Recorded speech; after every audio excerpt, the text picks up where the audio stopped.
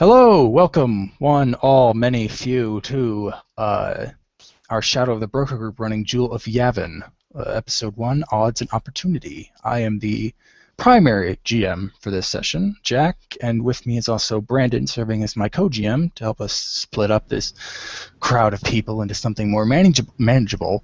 And we'll also start with the introductions. Thomas, I'm going to have Sibel come in a bit, so for the moment you won't need to introduce her. But starting with the crew that will be with us when we begin the adventure, let's start with Tommy. I will be playing Ragesh Vai. He is a spy who worked for a different cell. He was in the Millennia cell based on Naboo, and the Coronet cell actually rescued him after their base was destroyed, and so he's been with them ever since. And he now feels pretty much at home with the group, and he is quite happy that the group has reconnected with the broker. So yeah, that's Ragesh. All right, moving on to Taylor. My character is Chimagura, better known as Chim Chim. He's an Ewok assassin. Most recently, he has become a beast rider and is riding a Rix cub that we rescued after killing its parents. Its name is Gotum, and Gotum's kind of a badass. All right, and next we have Riss.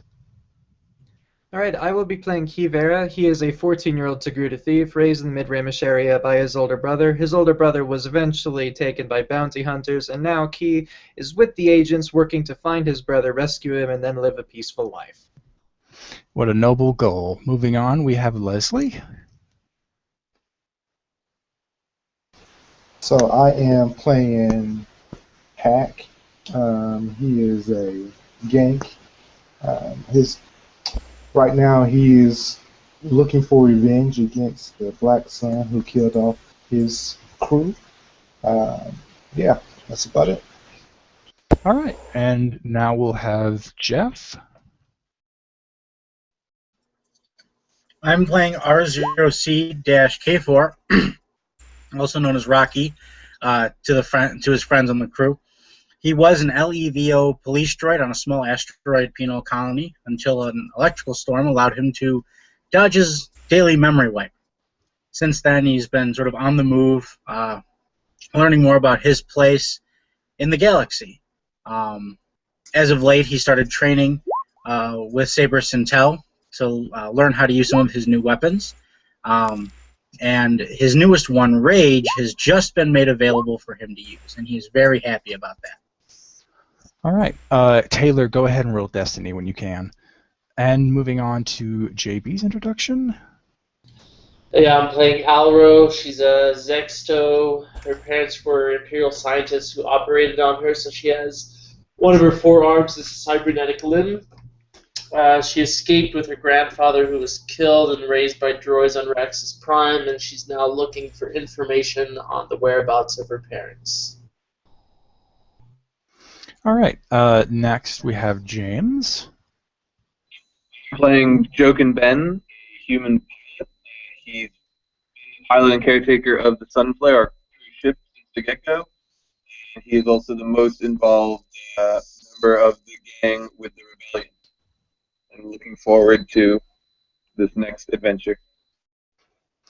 I hope he is thoroughly entertained. And finally, we have Ivan. Howdy. As introduced, I am Ivan. I am playing Gerald Garson, a human charmer and recent addition to this group of broker agents. Gerald previously worked with the broker in the city Derek on the planet Talus, and was the sole survivor of that particular cell after a breach of security. He has since then been recalled and reassigned. And would he be, I guess this extends to Tommy as much as you, would he be a part of the agents at the moment, or would he just end up meeting up with them again? Oh yeah, he was with us after Trustfall, so yeah, he's been integrated. Okay. All right, so everyone except for, and I have not forgotten Sibel, you are at the Altar Mountain base, newly constructed and newly inhabited by the agents of the broker after reconnecting with their boss after the events of the previous mission, Trustfall. And all of a sudden, though I guess the new additions would not recognize this, a message from Borga the Hutt apparently is received by the base. Put it through. Hello, Borga. Yes, when you activate the receiver, the hologram that appears is actually not that of Borga, but of Macron Duvel, a person many of you have interacted with in the past who has been shown to be in Borga's employ. Sup, Macron? He nods in affirmation when he sees that his message is being received. And he says, Agents, I believe congratulations is in order for recently reconnecting with the broker and, I believe, given the encryption on this message, finding a new base. I'll cut right to the chase. It has recently come to my attention that a very rare gemstone, the Jewel of Yavin, is going to be auctioned off in Cloud City, a quaint little mining colony on the gas giant of Bespin. An opportunity has arisen that will allow us to not only make out with the gem, but its value and credits as well. Are you interested? Well, sure. Tell us more about this jewel. It is a rather pretty object, the Jewel of Yavin, a Corsica gem that has passed through several hands, very wealthy hands, from time to time. Its most recent owner, Marcus Grayson, is auctioning off the gem at Cloud City. However, it appears another party is more interested in attaining the gem through less than legitimate means. He has sent out a clandestine call for aid, and I believe you all are the right ones for the job. What can you tell us about the people who seek to acquire this gem? Aaron Shen is a person who has, well, for lack of a better phrase, fallen from grace. I believe he has his own personal rivalry with Marcus Grayson. However, any more particular details about the mission and perhaps Aaron Shen would probably be best asked to him in person. I've already arranged a meeting if you would make quick way to Bespin to meet up with him and me. I have another individual here who I believe will be of great asset to your team in this job. I just want to clarify something, though. So he wants us there as to kind of oversee the transaction, or are we also, there as interested parties for this gem? You are there as a front, as just interested parties. However, you will not. There won't exactly be a transaction. You're going to be stealing the gem, or at least that's what the job is. Oh, okay, got it. So sorry, I misunderstood. So we're not being set up with the owner of the gem. We're being set up with another interested party who wants to get the gem. Yes. Got it. Okay. Do any of you have any other questions you'd like to ask Macron before you go to Cloud City for yourselves? How much is this jewel worth on the open market? Oh, that is difficult. Past auctions for the gem, sorry, not the right term. Past transactions involving the gem have scaled upwards to hundreds of thousands of credits. Should you play your cards correctly, you might actually get more than what the gem is actually worth. But you would have to. What's so special about this gem? As far as I can tell, it's just a very pretty gem. It has a past of being created within the gas giant of Yavin, and no doubt the recent notoriety of its moons have caused the gem's value to skyrocket. Oh, okay.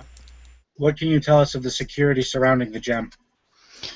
Oh, Marcus Grayson not only has Cloud City's own security forces to aid him, but his personal security teams. But beyond that, I'm not entirely sure.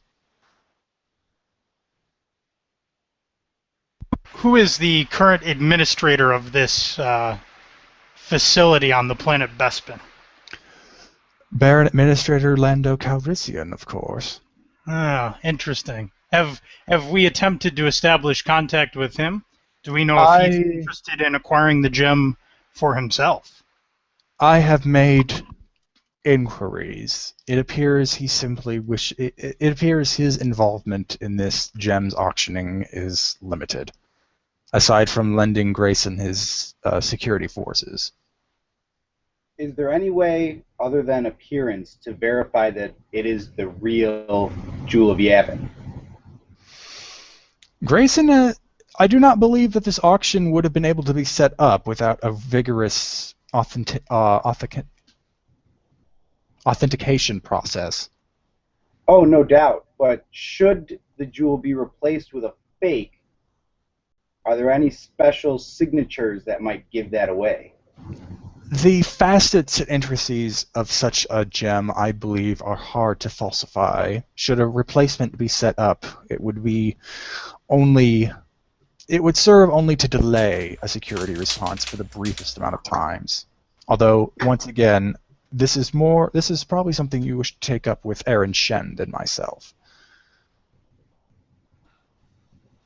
Do you need anyone killed while we're there? I believe killing people no. I do not believe lethal force will be necessary, but it might still be prudent to come armed. Are you sure? Like, if some dude who's crossed you in the past is just hanging out there and, you want him dead, we can do that. I am not as involved in this as you seem to believe. I simply came to be the one who could get Aaron the people he needed. Oh, I was just asking as a personal favor. Like, if you personally want some, not completely related to this. But if there's no one, that's all right. All right, so just to clarify, so we're talking to Aaron Shen. He's the one who he wants to actually acquire this gem with our help. And Marcus Grayson? Grayson. He's the one who's actually the owner of it that is auctioning it off. Yes. Okay. Do you know if Grayson is a dangerous man? I know he's a very connected man. He didn't get the gem through simple luck. Do you know if he has any affiliations with any criminal syndicates like Black Sun? I believe his affiliation is actually more in line with... You're actually making me look this up, sorry. Take just a second.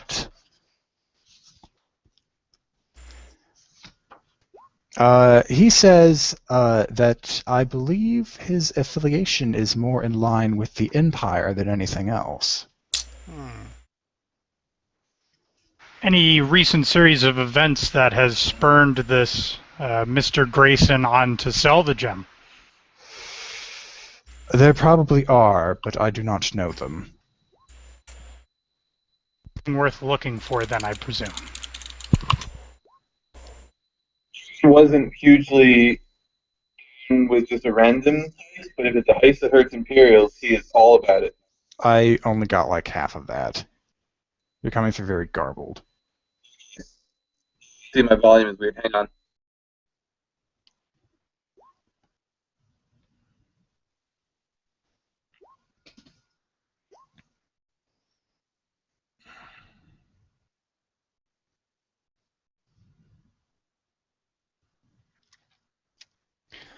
Macron will speak up that given your recent position newly set up in a base far away from where I do not know, it might be more prudent for you to consider taking advantage of the opportunity this is providing. And with that, Macron kind of just gives you a wink.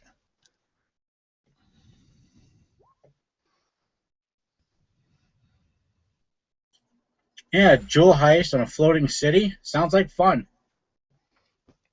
Very well. I will arrange a meeting with Aaron Shen once you arrive in Cloud City. Be sure to notify me when you arrive. With that, he actually cuts the hologram off. But the message did come with coordinates to Bespin and Cloud City.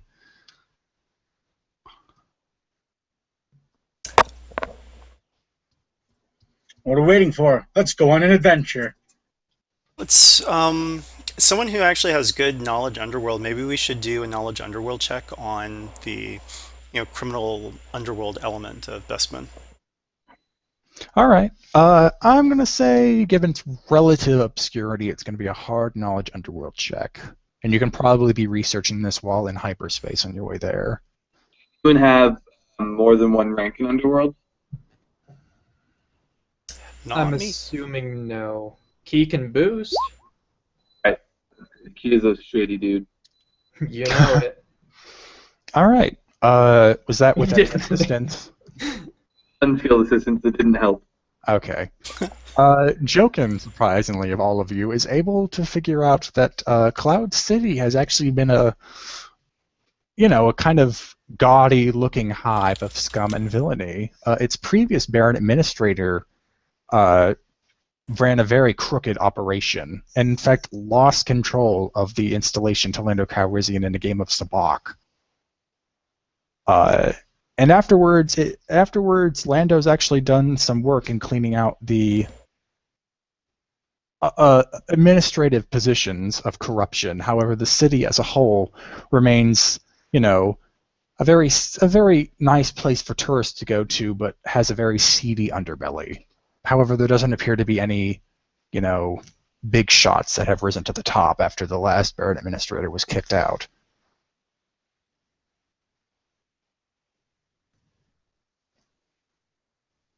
And with that, with Jokin probably relaying that information to you all, the Sunflare arrives over the gas giant of Bespin and is easily able to slip above the clouds and enter the giant, what would you call that, oblong spire? Big bulgy thing, Cloud City. You dock at a port, and actually waiting for you is Macron Duvel, and next to him a Zeltron woman. And this is where your character will come in, Thomas, so feel free to introduce Sibel right now. Okay, sorry, just a little bit of that, but okay, well, Sibel, also known as Nebula, she was, at a young age, born on Coruscant, raised there in CD Underworld. She was a hollow porn actress for a little while in her youth, but since Progressives then dropped that name. Nebula was her hollow porn name. Not many people know it, except for those that have seen her work. And she goes by Sibel mainly now. Yes, and then to add a bit of a connective tissue to there, from there to here, your addictive habits have gotten you the attention of the criminal underworld beyond Coruscant, and Macron actually used that to find you. And when he arrived at your door, you wondered, what the hell is he doing here? But he said, I'm offering you a job where you'll probably make a large windfall of credits and maybe get away from it all for just a little bit. And you accepted his offer for whatever reason you believe she would. And now that we've gotten all the character introductions, I'll finally remember to roll all those lovely group resources. Let's see, the cap is 200, but we actually barely got over 100 this time, didn't we? 128. All right, so I'll go ahead and roll both the obligation rolls. Okay, one of them hits. 52. World bounty. Ooh. All right. Let me just double check it. A tiny bit of duty. All right, and then the duty roll. Come on, 5. Nope, not even close. Don't we roll 2 anyways, even though there's only 5? Oh yeah, you're right. Nope. Okay, so everyone lower their strain thresholds by 1, except for Gerald, who will lower it by 2.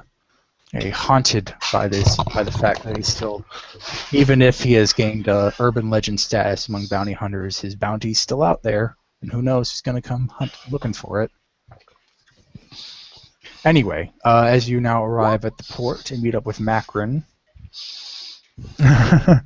he gives you a nod and a wave and starts to lead you down a corridor. And he says, Aaron Shen holds his court in a nice apartment in the upper levels of the city. If you have any more questions before meeting him, I'd ask them now. What's his temperament like? He's fairly diplomatic, especially when meeting with people he intends to hire. Oh, that's good. Anyway. Kyle, there you are.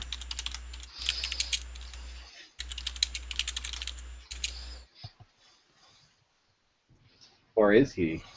Maybe. He's a ghost. Dun dun dun. Okay. He could be muted. He's actually not, but he just... Oh, there we go.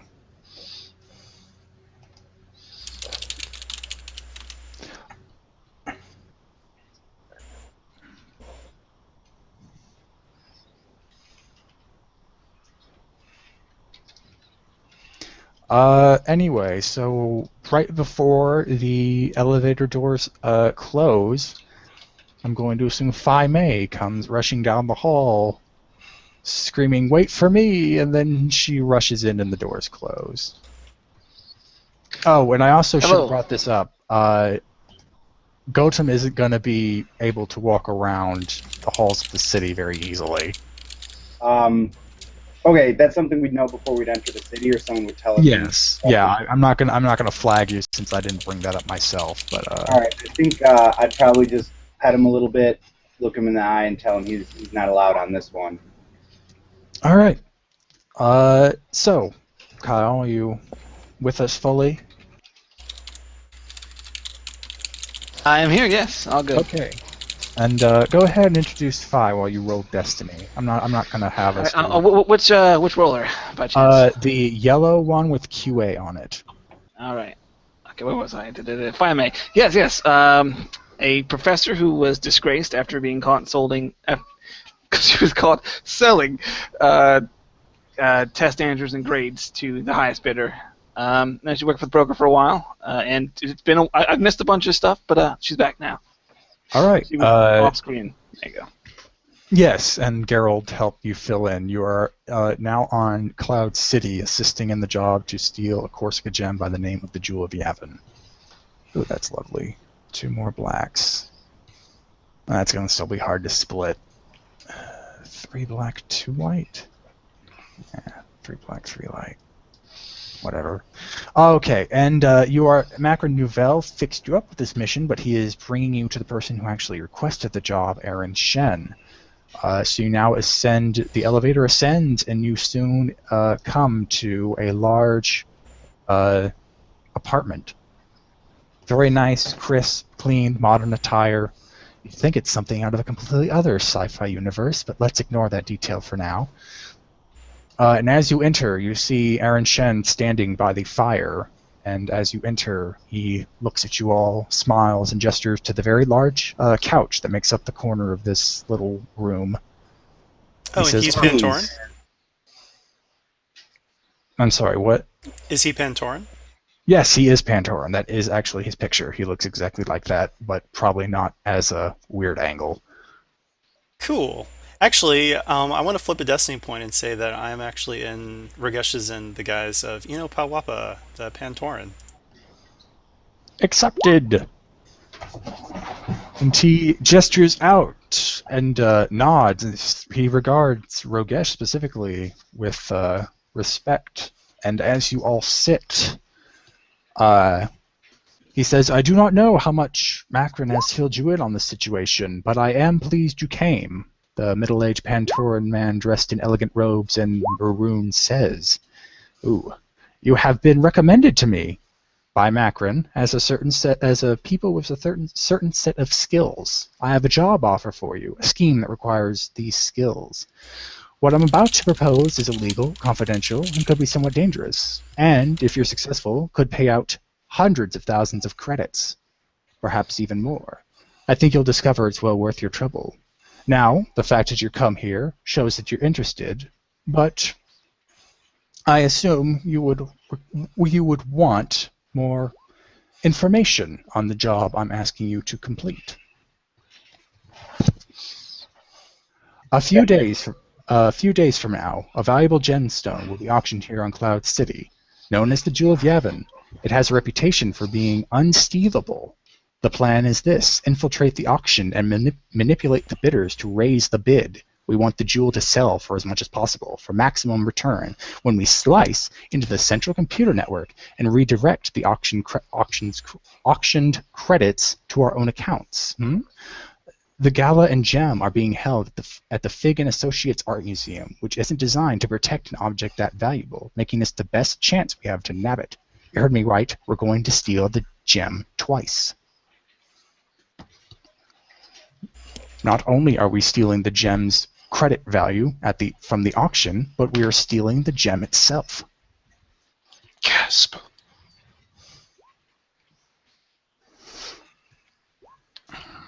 Of course, not anyone would be allowed at this special event, and the Fig and Associates Museum is still a mystery, though I know it is not secure as the Jewel of Yavin's other housings. So for this task, before we can even get to the gala to manipulate the bidders, we must first impress them enough that they would allow you to attend. That is why I have called you here before the gala to participate in Cloud City's Grand Prix, a cloud car race that goes about the nearby surroundings. Winning this race would give you enough enough clout that you will be invited to the gala. Do we know who the bidders are? Yes. The bidders are, and with that, I can change it over to something else to give you a better idea. There are 7 bidders competing for the Jewel of Yavin. Caltho the Hutt, Zekra Fol, Vors Taboth, Mil Makur, Pos Pudra, Shreya Ordasa, and Eliza. Do we know any of their professions? Or what their background is at all? I know Caltho the Hutt is a local big shot on Nar Shaddaa, and maybe in Hutt space as a whole, but the rest of these bidders... Oh, and Vorst Taberth is a actual local crime lord that has recently risen to prominence among the casinos. But the rest of these, I must admit, are mystery to me.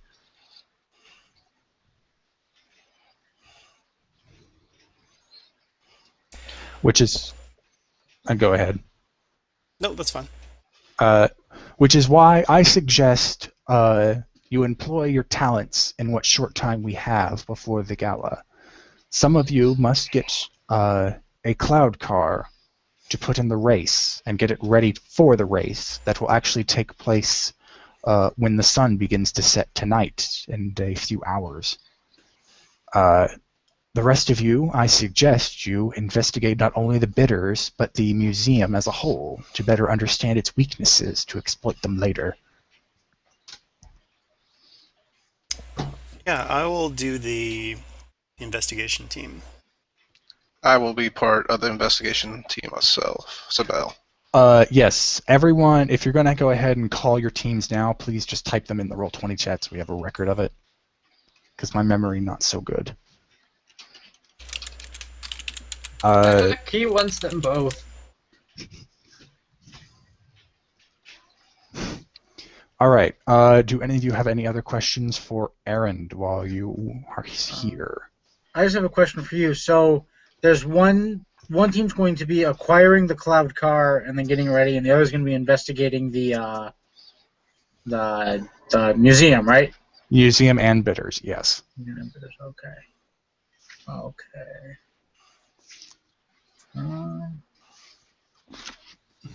Okay, thank you.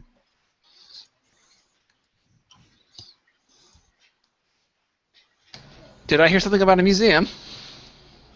Yes, the Fig and Associates Art Museum is where the gym will be housed while it remains in Cloud City, and where the gala for the surrounding the auction will take place. And now I need to check if I ever actually took any ranks of a respected scholar. So with Arend, what is his cut then? I mean, how are we splitting if everything goes, according to plan? The final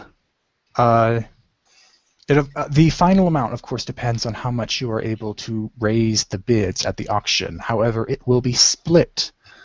Oh wow, there are, let's see, 9 of you. It will be split 11 ways, equally. One for myself and my daughter, another for Macron, and of course each of you will get your own cut, equal shares. Wow. Actually, that means there are 12. Who's this daughter? My daughter is Eris Shen. She will be of great help to you when you investigate Vorst Tabrith. She's his wife.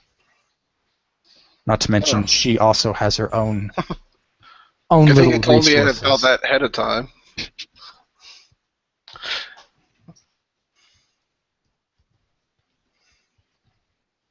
But Vorse isn't in on our deal at all. No, Vorst, I understand he'd probably be quite mad if he learned what we were doing. Does Chim Chim actually ask that? About the gem and the cut? Yeah, I think I'd ask that. Let me just go ahead and see if there's an already prepared response, just to make sure. I want the gem personally to embarrass Marcus Grayson, its current owner. I want my cut, because without me, none of this would be possible.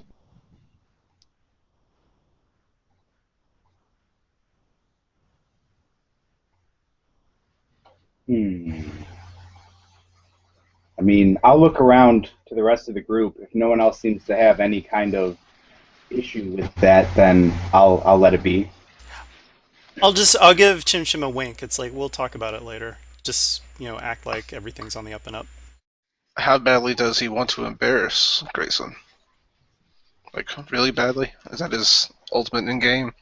Roll an average, just the person who asked, Thomas, just roll an average perception check. Alrighty.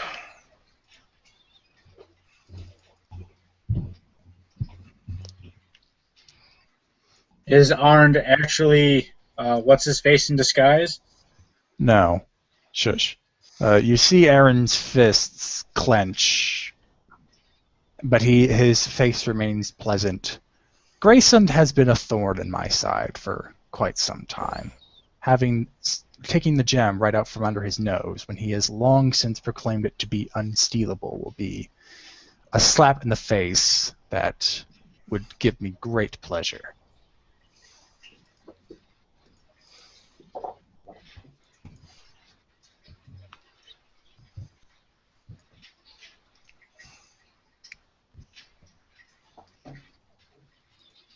Interesting. Yes.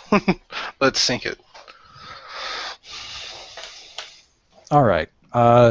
Will that be it for questions?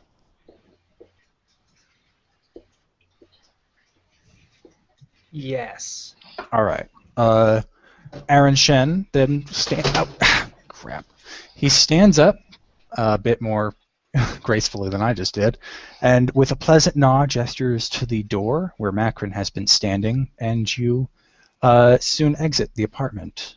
As the lift begins to lower, Macron says under his breath, "You do not have to be as loyal to Aaron as I might have made it seem." However, with that, the lift soon reaches the floor Macron had it go towards, and he soon exits. But Well, after he says that, I'd like to say something. All right, go ahead. Yeah, the idea is we steal the credits from him, and then we steal the gem from him after we've done all the work. Well, I want to know what are Aaron Shen's connections to the broker? What sort of fallout would this, who's backing him? Because, Rogesh doesn't want a lot of blowback onto the broker because of this.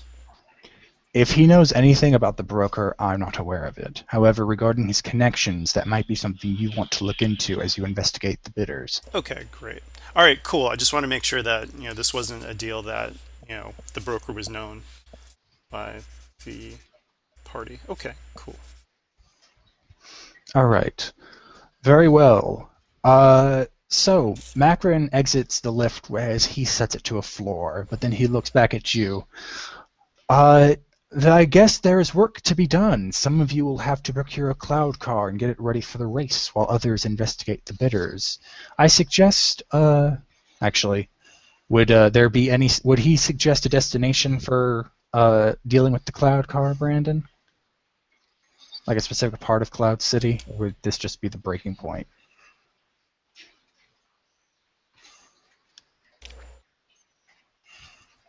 Okay, I'll take that as a no.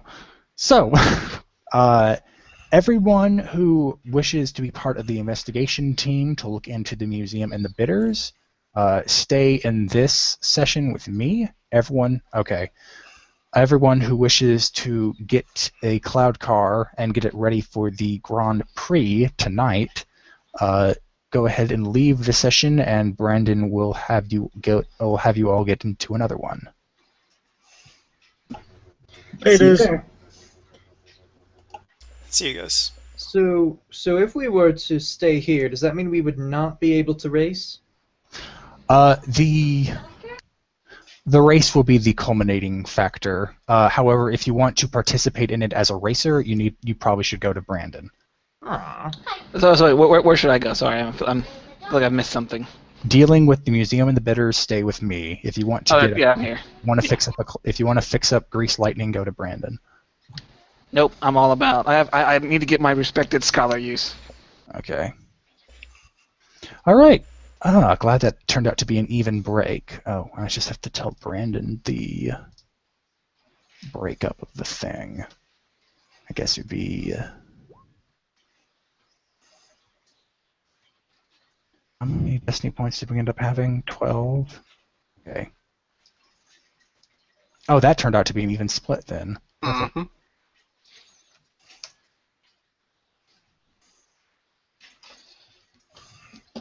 Alright, so let me just get rid of some of this Destiny. Oh, too much. There we go. Alright, so Macron has given you his suggestions. You may either begin poking around Cloud City for information about the bidders, or go directly to the Fig and Associates Museum to check out the place where the event will be. This is up to you. Oh, sorry. I would suggest we get intelligence first. Yeah. It's always good to know about who we're doing what. Yep. All right. You have been given the list of bidders. Which one would you specifically want to investigate first? Let's just go down the list. Let's check Eliza. All right. I don't know. I was more inclined to go backwards and start with this Vorst Tabareth character. Oh, he's a known quantity. Yeah, that's good. Yeah, we have here in the city. Weiss information. All right. Aaron Shen, in a part I cleverly didn't mention, gave you a small address where he believed his daughter might be, and she would probably have the best amount of information on her husband. It appears to actually be a small market outside the port. You probably passed it on your way in. It actually just looked like a big hallway with a collection of shacks and stalls. This was a character with relations to Vorst Tabareth? Yes, Era Shen is Aaron Shen's daughter, and Vorst's wife. Okay, gotcha. All right. Let me just go ahead and check something here. All right. So I'll just move off the bidders for a second.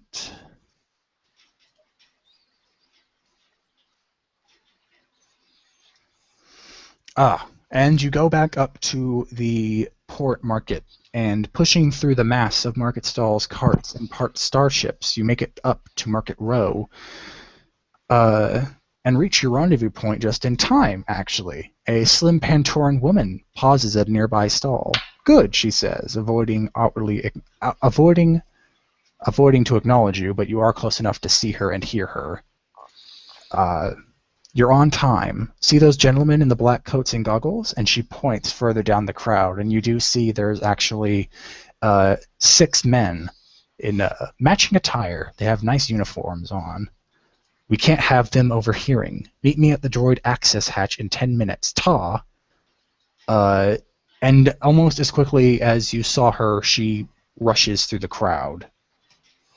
It looks like the men that she pointed out to you have noticed her moving and are moving to follow her. You're in the middle of a very busy bazaar for the most part, so there are people all around you. They're kind of shoving their way past the crowd. How would you want to shake them off your tail? Because it looks like she's not willing to talk unless they're gone. Guys, I have a great idea. Well, let's hear it. All right. We'll have one of these guys bump into me, then I'll scream pickpocket. That should at least distract them so you guys can go and talk to the lady. Okay. Works for me. All right. If you want to. Sounds like a good plan to me. For Phi, it is going to be a deception check. You think that'd be fitting since you are lying? Makes sense to me. It's going to be a hard deception check, upgraded once natively, and I'm going to flip to upgrade again. So 2 red, 1 purple. Alright, cool. Yeah. But I will give you a boost for the crowded scene, and that this probably is a place where you would encounter pickpockets.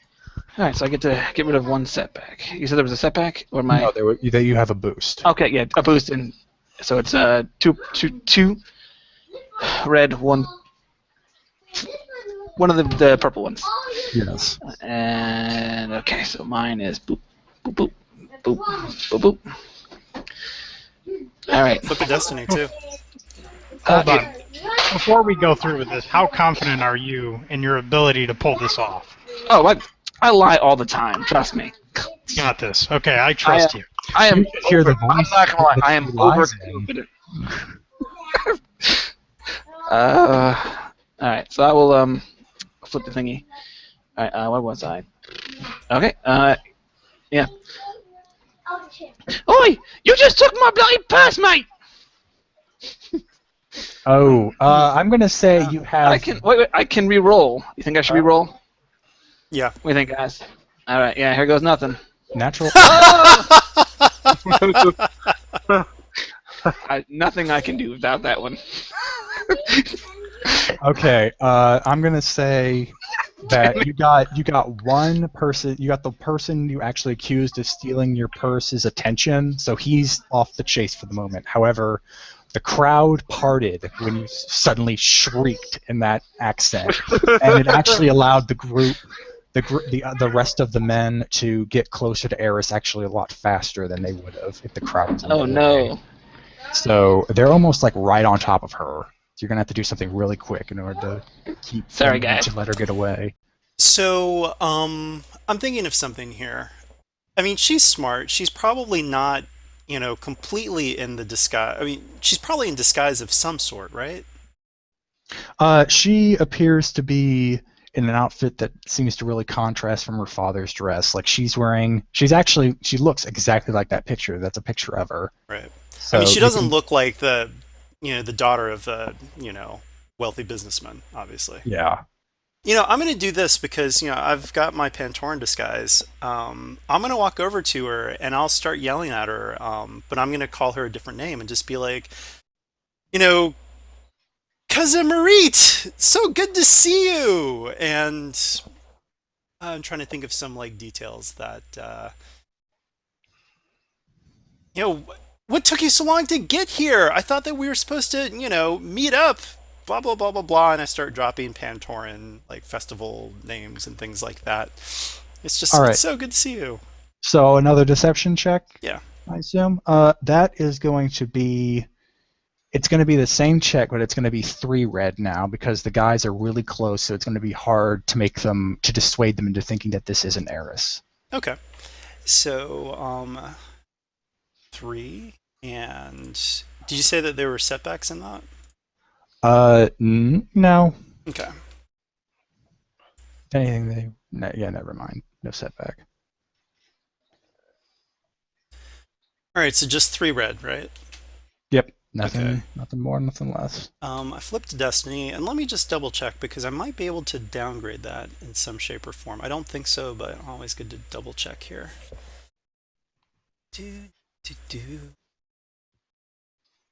Okay. No, but I did upgrade it. So. Oh, and can I actually get a boost because I am a Pantoran? Yes, I'd say that's perfectly reasonable. Oh wow. Okay, well, the guys immediately they stop, look a bit flustered, and they go, "Sorry, miss," and they immediately leave. So that's settled. Jeez, 3 triumphs. Okay, this is going to come into account later, but remind me that you have these. Okay. With them gone, she kind of just smiles at Rogesh and chuckles a bit as she waves you all into a nearby alleyway that appears deserted enough. And she just smiles and says, "Oh wait, that's the wrong page." On a side note, does this mean that my guy is subtracted off as well, so I can come in and join? Yeah. After he dealt with you for about a minute before rejoining the search, and then he heard the same exchange. So yeah, you're all free again. All right, I just want to double check, Yeah, that's perfectly reasonable. All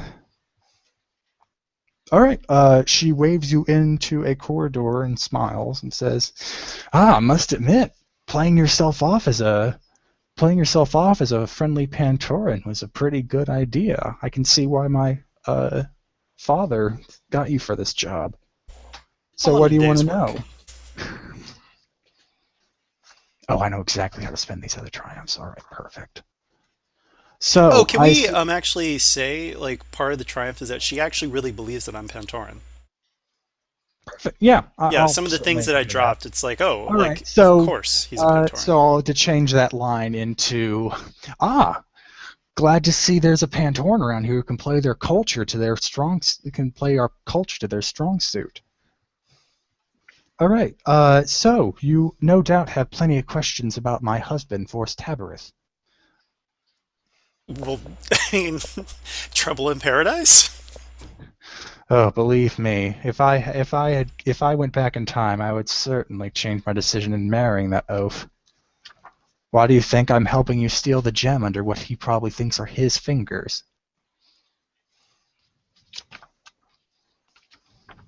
I mean, most people just get divorced.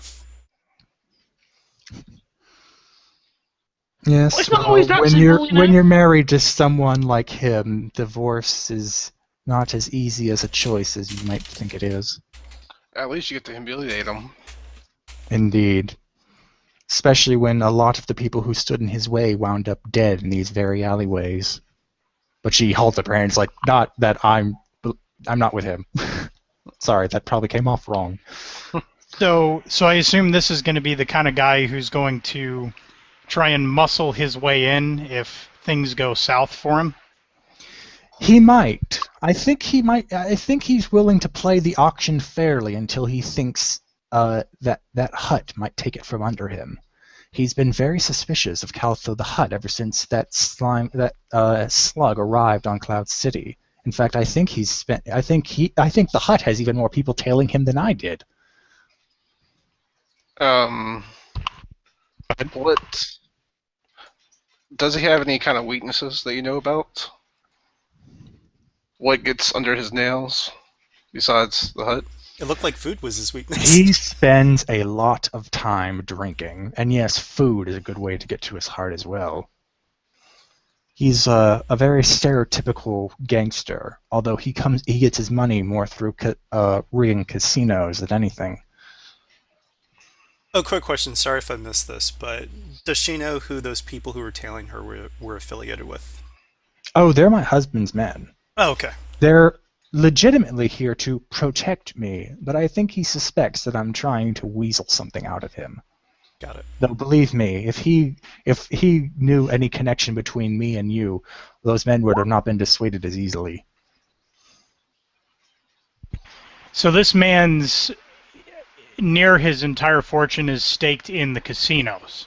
So do you think it would be reasonable to suggest that if he had to choose between this auction and, say, attending to some sort of official and urgent manner at one of his casinos, he would choose the casino over the Corsica gem? Well, I don't think he will, and technically I think that's sort of my fault.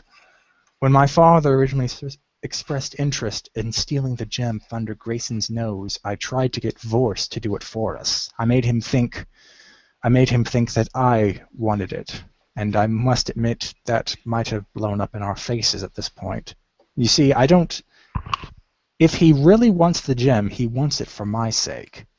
And I'm afraid it's beyond the point of dissuading him now. Making him back down now would make him look like the fool. So I think he might actually choose the gem over any of his businesses. However, his recent hobbies with the drink have gotten a lot of his men thinking he's gone soft. In fact, one of his bookkeepers, I'm going to have to type this down because I have no idea how to pronounce it. Folly Bethax.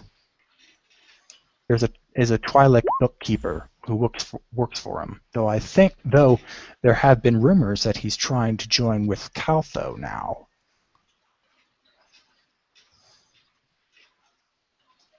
Is Vorse aware that Aaron has brought in outside individuals to potentially steal the gem, or is he unknown to this heist that you're planning alongside us? All the bidders are perfectly unaware of what we're doing, so long as you don't make any noise, though you seem to be doing well for the most part at the moment.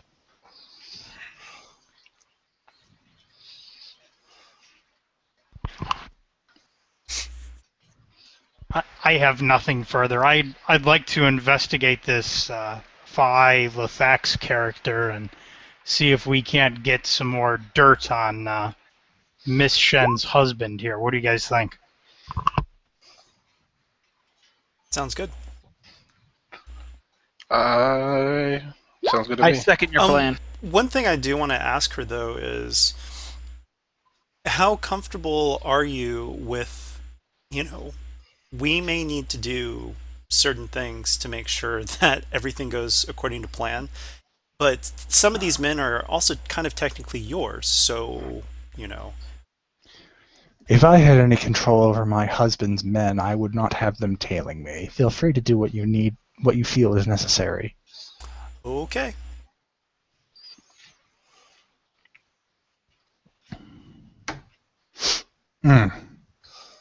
All right. So you want to look into Follifax, the Twi'lek Lethax. Yeah. Yes, the bookkeeper Lethax. Yeah, we'll call him that. Eris gives you pretty much his exact location.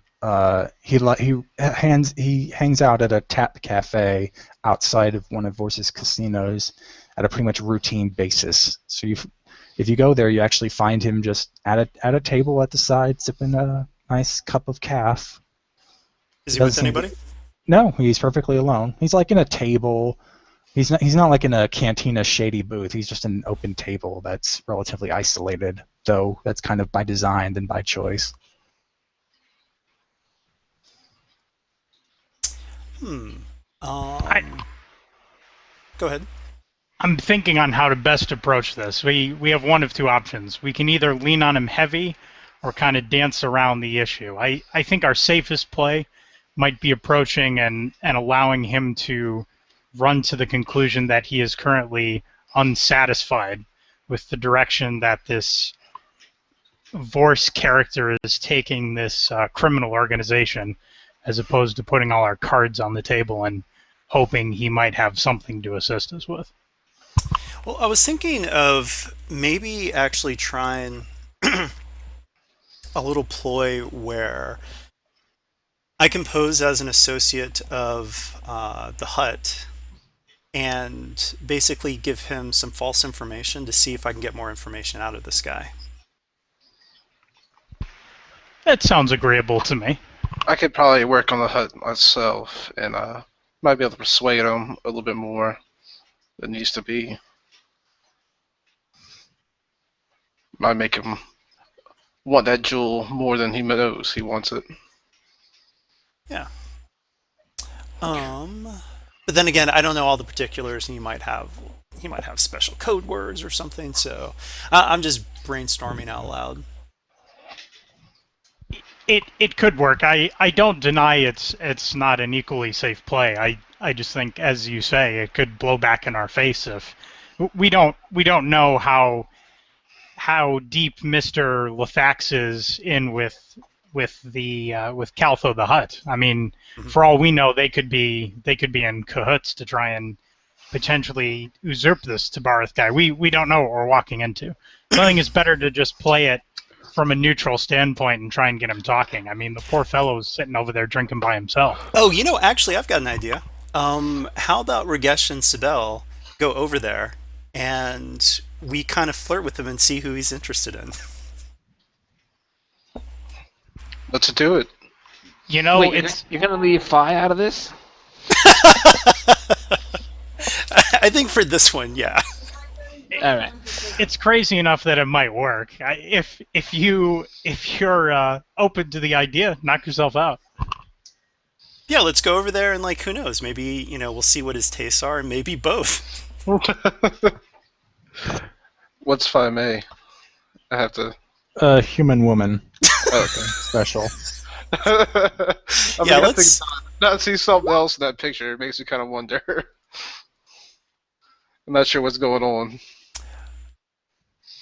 But yeah, so all kidding aside, yeah, Ragesh will walk up and he'll tap Sibel to come over, and we'll keep you in reserve, Fi.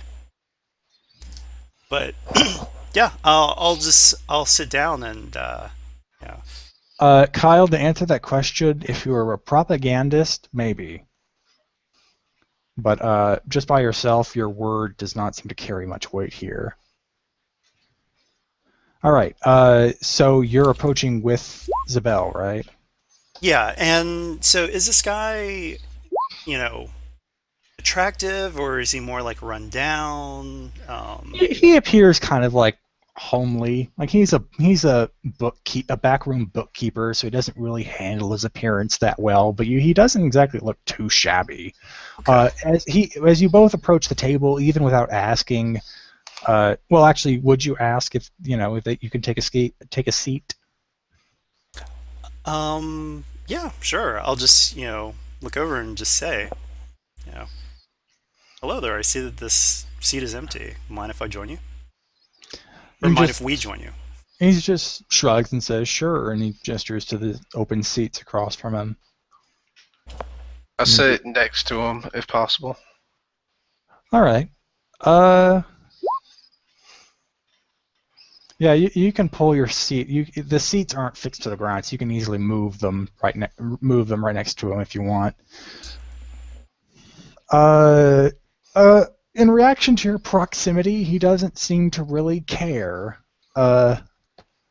He doesn't seem to be repulsed by you or that attracted to you just by your mere proximity. He just takes another sip of his calf, kind of sighs.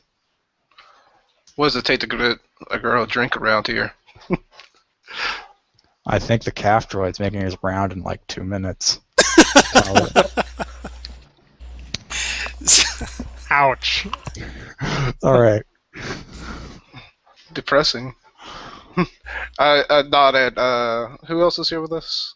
Ragesh. Ragesh. Okay, I nod at Ragesh, because Obviously, he's not interested. I don't know. Maybe he's playing hard to get, but yeah. I give him a charming smile.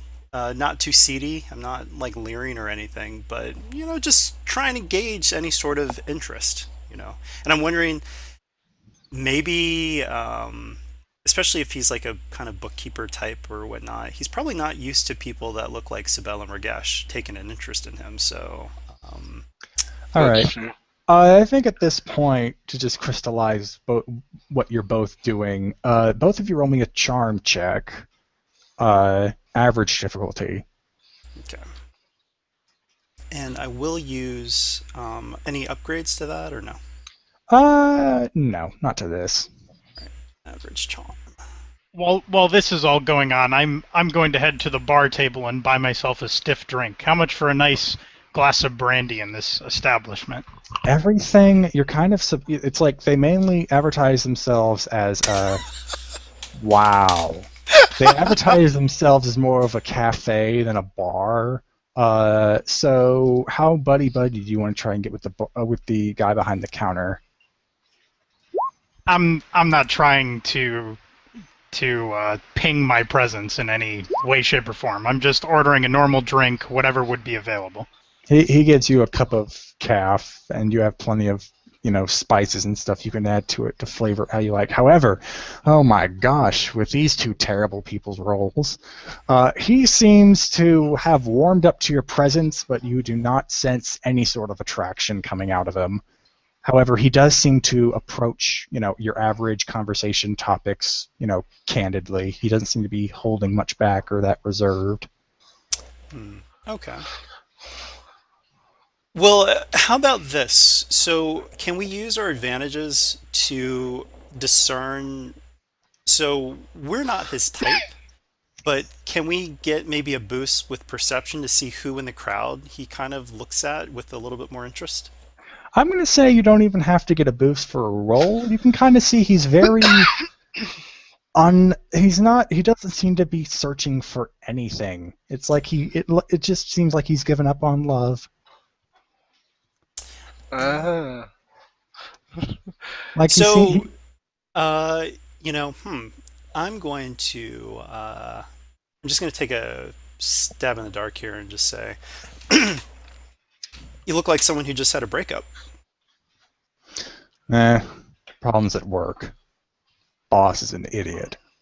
Oh, well, yeah, I know how that is. Really? Who do you work for?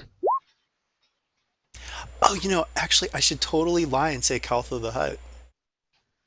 But no, I wouldn't just say it out loud. I know what I'll do. I will. I'm going to make a deception check where I'm going to start saying Caltho, but then I catch myself and just say, All right. Same difficulty. I'm going to upgrade with a flip, and I'm going to actually give you a boost with your choice of delivery. Okay.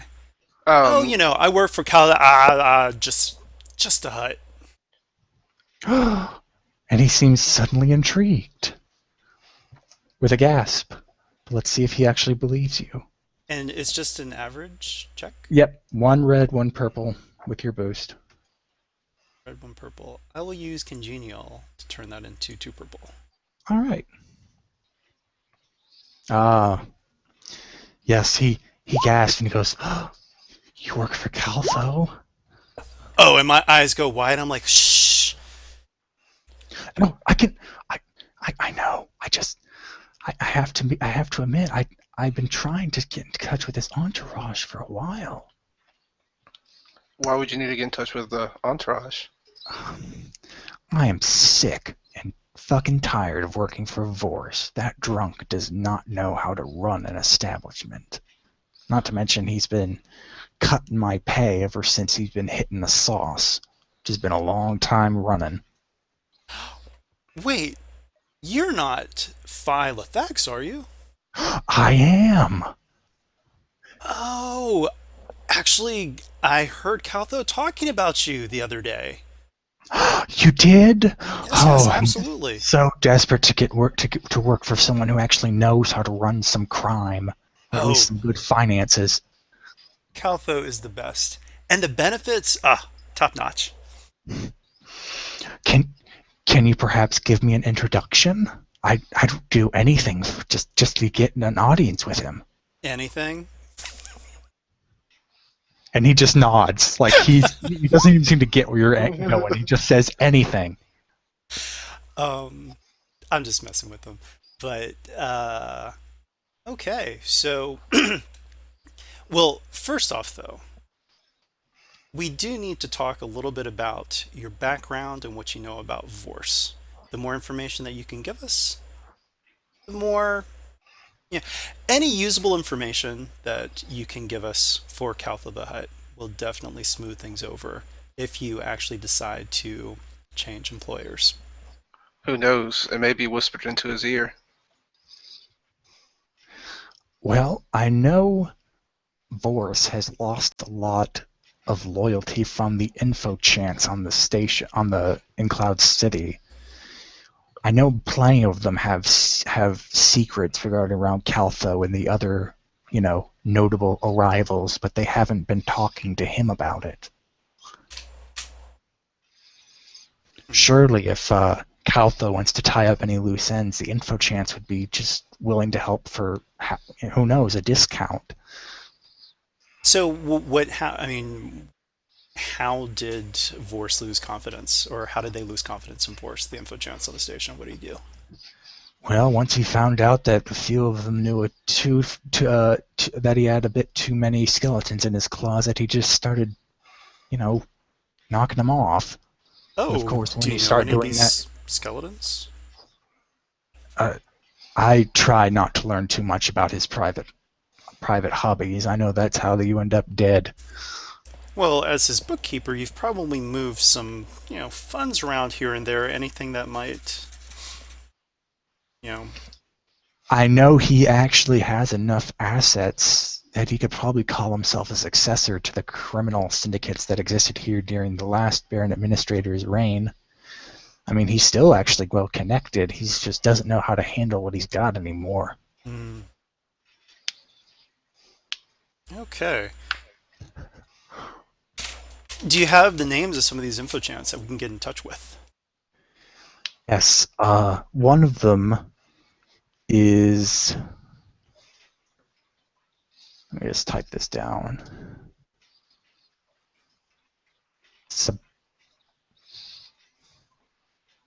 Sabai, a Rhodian info chant who likes to frequent Port Town. Hangs out at the cantinas. He managed to keep his head above water when Vorse started knocking off the other info chants by making a few promises. I don't know what they were. All I know is that he made them and he somehow ended up living. This is great intel. Any other names that you know of with the info chants? Actually, Is this something that we'll need to get like a charm check to get him to speak more? Or? Yeah, I was gonna go with the charm check. You of course get a free upgrade with that triumph of yours, but I'm actually going to make it 1 red, a purple, and 2 setback. Okay. Since Sibel is here with me, I can get assistance from her, and I'm thinking that don't Zeltronians or your species have a way to help with charm checks? Yeah, actually, I have a natural pheromone, which allows me to give an additional advantage to my rolls, or to my roll. Yeah, so possibly my pheromones might be starting to affect his system now, where he's a little bit more inclined to help us. Okay. Yeah, I'll say you can pass that advantage over to Rogesh's check along with the unskilled boost. So it'll be 2 boosts then. Sweet. And then you said there were how many setbacks? 2. 2 setbacks. Okay. Let's see if I. Are you able to get rid of any setbacks as well, Sibel? Yeah, I am able to. Let me see. Let me read what it is. Kill with kindness. It removes one setback per rank of kill with kindness. I have one rank in it, and probably because we're being so kind to him right now and friendly, that maybe that's just throwing him off guard a little bit more. Okay. You can use the talent to get rid of one, but that other one is still going to stay up there, even with your friendly attitude. Okay. All right. So then you said that it was 1 red, 1 purple? Yes, and 1 black. 1 red, 1 purple, 1 black. I will use congenial again to make it 2 purple. And, I need to keep track of that, so that's 2 strain on me right now. Okay, and I got the free upgrade, and what the hell, we've got light side, so I'm going to flip. Oh no! Okay, he does, he kind of shakes his head and he says, Ormec. Sorry, I'll just write that down. This is all caps, by the way. OREMC, a company that Zekra Foal, which you know is one of the other bidders, works for. They've been visiting a lot of the info chants lately. I don't know what they're doing. I just know they're visiting all of them. Do they have any connection with Vorse? No. Okay. They might. Zekra Foal might be interested in the info chants as well, but whatever her reasons are, I dare not guess. All right. Well, thank you for your time. When it comes to the meeting with Caltho the Hutt, don't worry. We'll call you. Oh, I'll be waiting. He doesn't even give you his number. That's how much in your pocket you have him. And I also say, remember, discretion is key here. And I never even gave him my name, so that's fine. But okay. Thanks so it seems like you have pretty much filled up all the leads on Vorse, and you now have a few others on Caltho and Zekra Foal. Who would you like to investigate next? I want to investigate Sabai and see if we can get some information out of the Rhodian, and then use that information to sweeten our negotiations or our encounter with Caltho. All right. It is going to. You got a relative location of where he is, but in order to actually find him, it's going to be a streetwise check. Okay. You're going to get. Let's see. I'm going to say. Would you rather have 1 upgrade or 2 boosts? I'd rather have 1 upgrade. Okay, so you'll have 1 upgrade, but it's going to be a hard upgraded once check because I'm flipping. Hard upgraded once. I will flip as well. Bearing his lead. Does anyone have more than 2 ranks in survival? Or streetwise? Exactly 2 ranks. All right. I will take unskilled assistance then from somebody. That would be me. All right. Cool. I am pretty knowledgeable in the underworld itself. Streetwise. So I kind of just help them and look around. All right. So the roll is 2 purple, 1 red. Anything else? Nope. All right. And I did flip, right? Yeah, I did. Okay. Yeah. Here goes. Damn. All right, you end up at a cantina. I'll let you come up with the name. Something Gungan, probably. So it's the something Gungan. Duncan Gungan.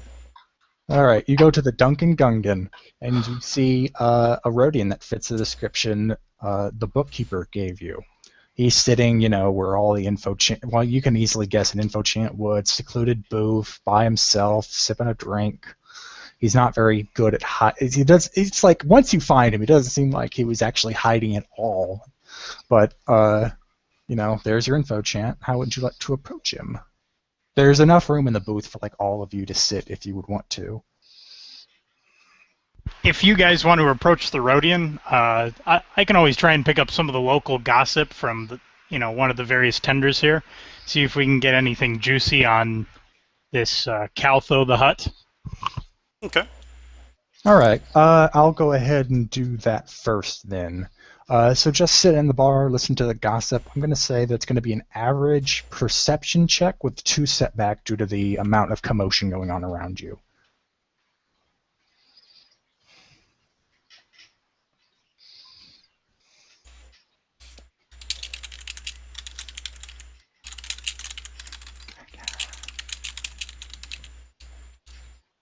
Oh my gosh.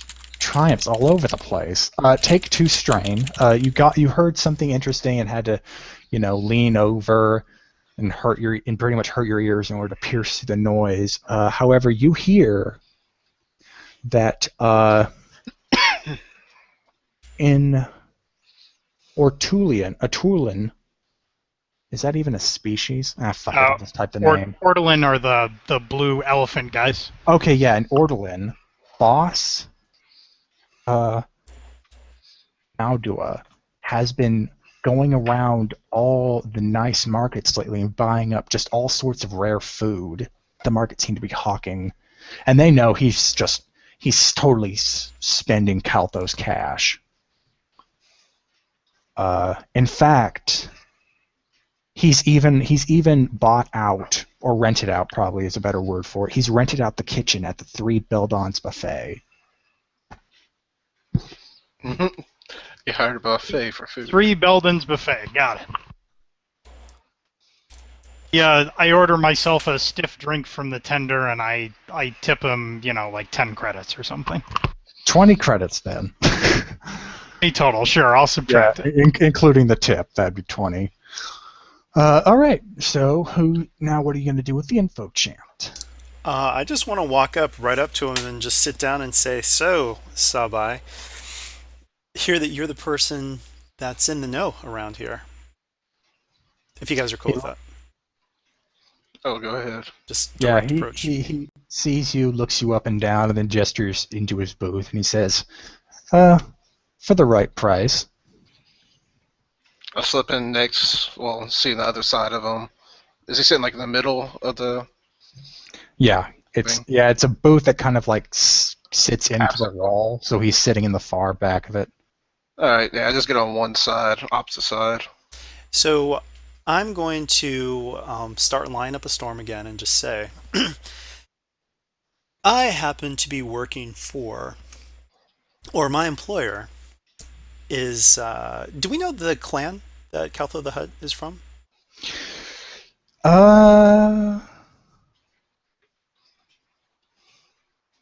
If you're willing to spend a destiny, I'll let you roll Underworld right now to figure that out. Okay. It's going to be an average knowledge Underworld check. Average knowledge Underworld. Anyone else have any ranks in it? No. Who's the smarty pants of this group? Anyone with more than 2? Oh, Phi, yeah.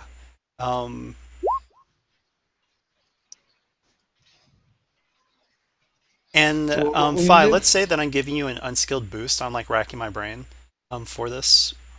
Yeah, I can say you were probably thinking this over on your way to see Sabai, so I'll let all that fly. What's the check? It's average knowledge Underworld. Nothing, no setback, no boosts, nothing. All right. Good. Okay. Oh, I did flip a destiny point, I think, right? Yeah. I see it. You did. All right, so here goes nothing. Sweet. It's not too bad. Yours fought too hard. Okay. No. Don't take that third strain. He is a very embedded member of Desigic. Dacili. Daciligic. Oh, beside his Yes, enemies, okay. Yeah. Jabba's Kijik. He seems to have made himself a nice fortune in the ports of Nar Shaddaa.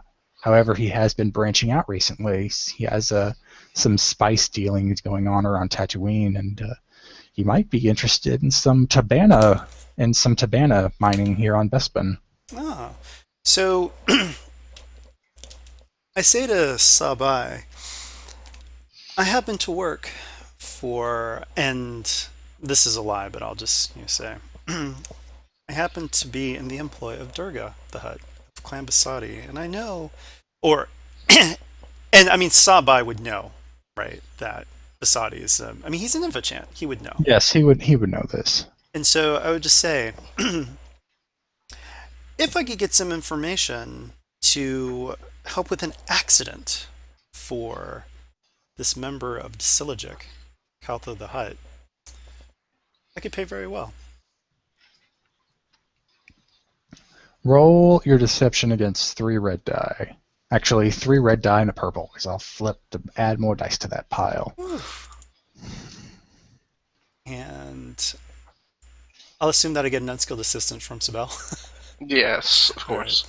And I Actually, will it's flip as well. And... Right. Ugh. Do you have anything that let you re-roll that, or? Let me double check actually.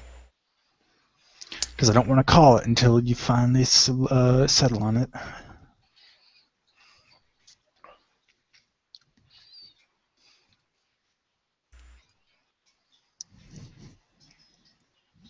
You know what? Well, how about this? Because, failures can be just as fun.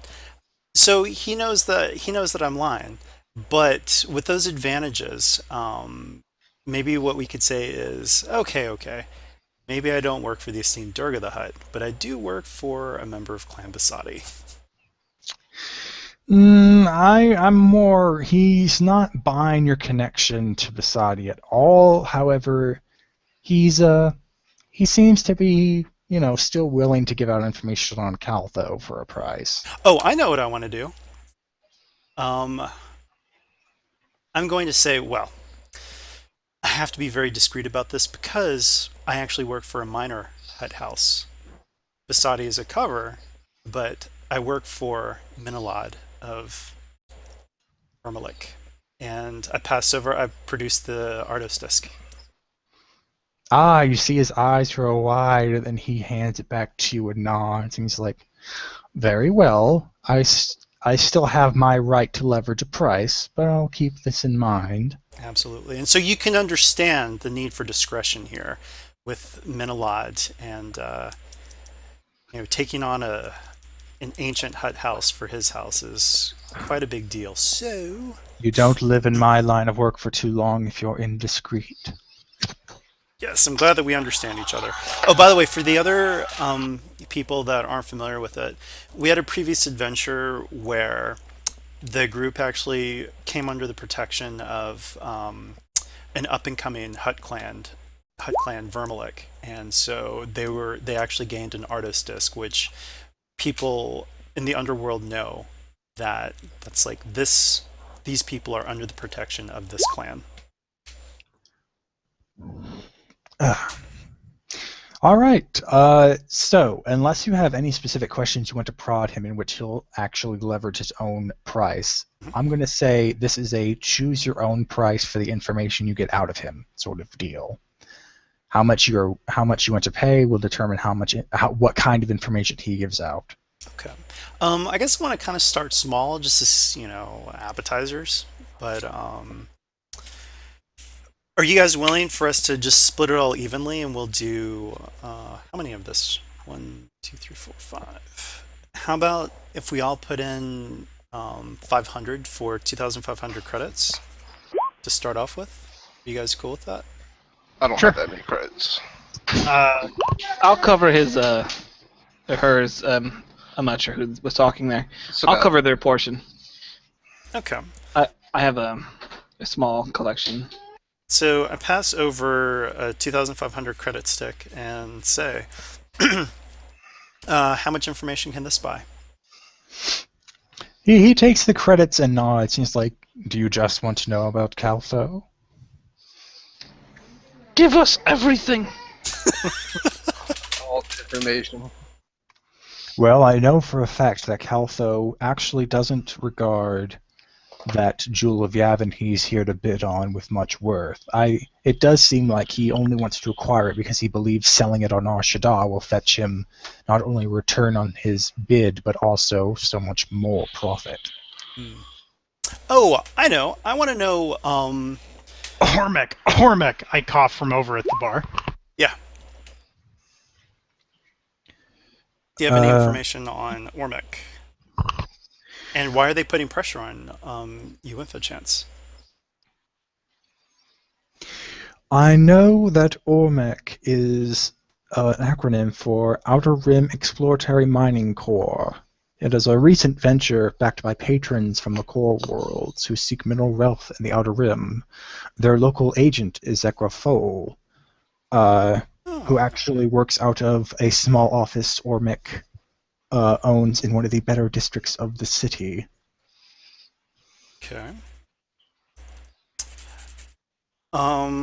And I guess, and if I'm able to get this information out of him, I'm just curious. What are Caltho's tastes in terms of food, beans that he's attracted to? I'll put more money down if he wants it. I'm looking for weak points for approaching Caltho. I look over at He puts his finger on the table and says extravagant, and he just taps it after that. Seems like you've run your credit line for your 2,500. I'm going to put in just 2,000 credits of my own immediately to see if I can get more info on that. I will back up with another 2,000 credits that I have. Oh, all right, 4,000 now. Okay. He says the Hutt likes to hide his lack of corpulence, but his relative thinness is not due to lack of wealth. Rather, he has a very specific taste that takes time to fill, and I think he believes that he actually goes against the grain of Hutt culture and sees corpulence as a hindrance rather than a boon. He's bulimic. Oh my gosh. So what, I mean, can you be more specific? And maybe I can do a charm check to weasel this out of him? No, you've put down the credits required. The problem, it's just like his tastes, it's for all things rare. He definitely is never going to eat a, meal of easily gotten earth meat and fruit. Okay. He's always going to eat something that came from some planet that was just recently found. And and his chef has even more clout with him than his major domo. What about his slaves? Does he have a preference for a certain type of slave? Those who probably cook he likes the most. However, I don't think he actually brought any slaves here. Oh, okay. Yes, I think aside from his standard security, headed by a bounty hunter named Karik, I'll type that. He hasn't brought. Aside from the bounty hunter leading his security and his chef, he has not brought much of an entourage. Didn't we have somebody say something about somebody that's spending his money currently? Who was that? That was the chef. Yeah, what you heard about was his chef. Okay. Where can we find the chef?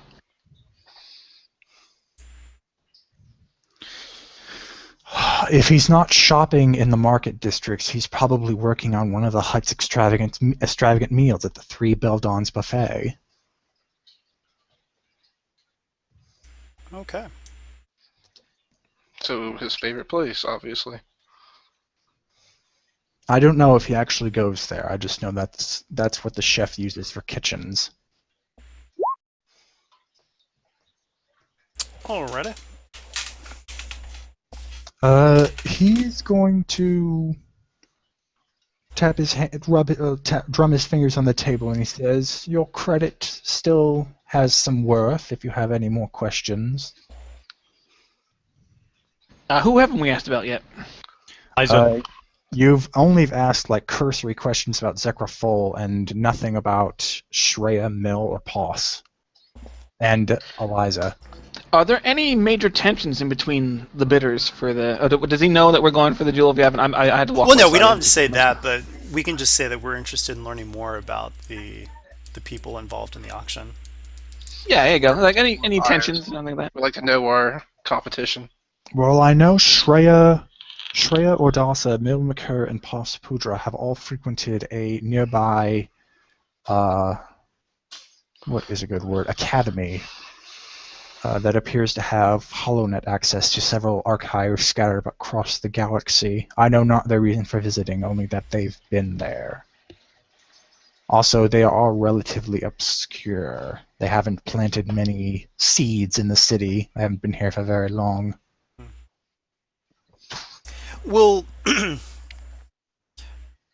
we happen to know that Caltho the Hutt has been putting, or no, it's Vorse has been putting pressure on the info chance. Yeah. Yes. Okay. I want to see if we can kind of negotiate, maybe get some more information without that many credits, but we can help out with Vorse. We can make sure that Vorse takes a hit. All right. So that would be charm or deception, or maybe negotiation. I'm gonna assist them in getting more information, negotiating the price, I guess. I'm sure. Why don't we do this? I'll assist you because I think that we've got the same charm roll. So Yeah. I will do the assisting this time. All right. I'm gonna try and just charm them into more information. Maybe moving a little bit closer. All right. And, it's going to be 3 red again. With a boost, given your knowledge of Vorse hitting the info chance hard. Plus some upgrading. I'm going to use Congenial and downgrade to 1 purple, 2 red. Take a strain that way. Smooth Talker. How does this work again? You can get an extra success per rank from a triumph. Good job. Okay. All right. He nods and says, if you can make Vorse bleed, I think we can work out a better price. So yeah, I'll go ahead and say that your money's going to go a lot further now. In fact, I'm going to say that your 4,000 still probably has some credit left in it. Well, one thing I also want to do is not just for information now, but I want to kind of employ him and just say, if you can keep your ear to the ground and let us know as if things change, we'll have your back when it comes to Vorse. If I see some headway with Vorse, I'll agree to that offer. He holds out his Rhodian hand for you to shake. I'm sure. Oh, I mean any information on all of these, like just in terms of the auction in general. Oh yeah, he's agreeing to that, but Okay. he's going to want to see some evidence of you fulfilling your end of the bargain. Yeah. Okay. Shake hands.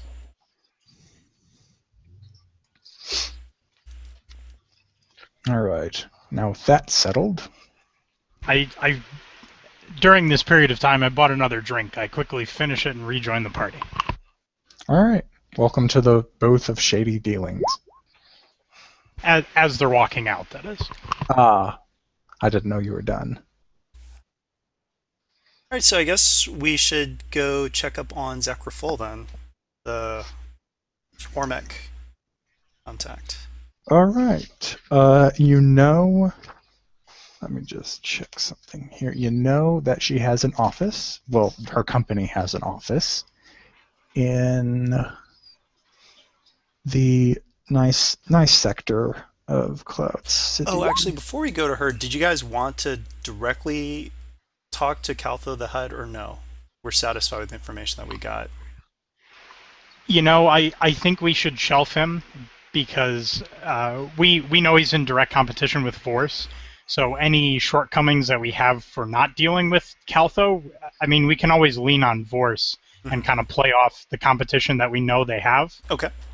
To help us if we're missing any sort of information or missing any sort of advantage that we don't get by speaking with Caltho. I much rather would get some information on the unknowns, especially Liza and Zakraful. Got it. This Ormec thing sounds very interesting. So I want to do something here. So the Ormec or Oremp or MC. I want to learn more about them. Maybe Fi would know some stuff about them. About the company Ormec? Yeah. It certainly Sure. sounds like a knowledge check. Yes, I'm gonna say choose your own difficulty, Core Worlds. Core Worlds. All right. Core Worlds. What is my knowledge? Core Worlds. It's just okay. Well, we'll just match it to my skill, which is 2 green, 1 yellow. I'll add a boost, unskilled. All right, sweet. Backseat driving. Nothing wrong with that. Let's see what happens. Nice. I'll take it. All right. The Outer Rim Exploratory Mining Corps has expressed interest all across the Outer Rim in acquiring pieces they deem worthy of sitting in Core World galleries, along with their main goal of course, procuring mineral goods for the Core Worlds. Probably that's why Zekra Fall is here to try and get the Jewel of Yavin. Are there any names and photos of people? Because I want to see if I can actually impersonate one of her contacts to get some more information from her directly. There appears to be references to the small office that you already know is here that has several individuals. You don't have any photos, you just have a list of names, but you do know that they're here. Let's see. Then I'm thinking, guys, this is just brainstorming, but I could pose as a minor employee of the Outer Rim Exploratory Mining Corps and come up with like maybe some sort of spin a yarn about how we are having some trouble with some of the other members here, and if she had more information about them, or I don't know. I'm open to anything. I don't think I'm dressed appropriately for that meeting.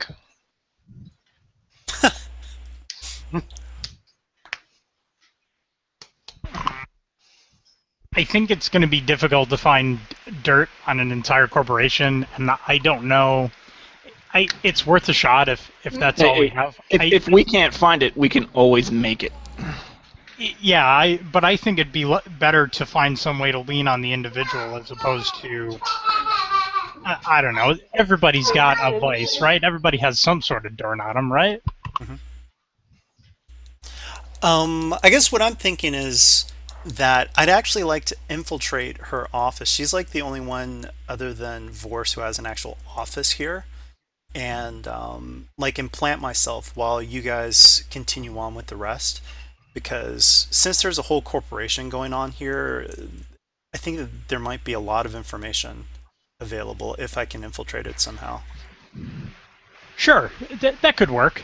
Yeah, and it certainly, I would think, would be easier to access the office than as opposed to risking contact and tipping her off right to our true intentions. I like that idea. So I want to say that maybe we do like a very short-term stakeout, because if we could kidnap one of her employees, I can make myself look like him.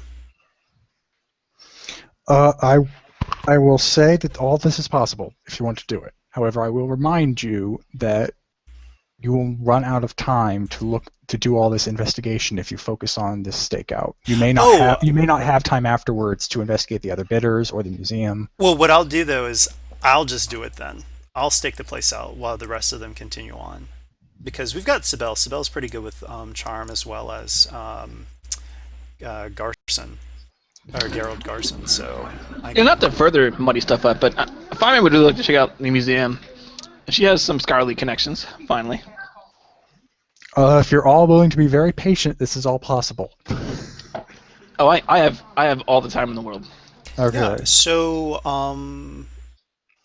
I say I want to stake out Zekraful's office, and I want to kidnap one of her employees and pose as that employee. All right. You know where the office is. So you know where they might be. If you want to stake it out, it's just going to be a hard stealth check to kind of blend into the background and just observe the place. Okay. Hard stealth. Stealth.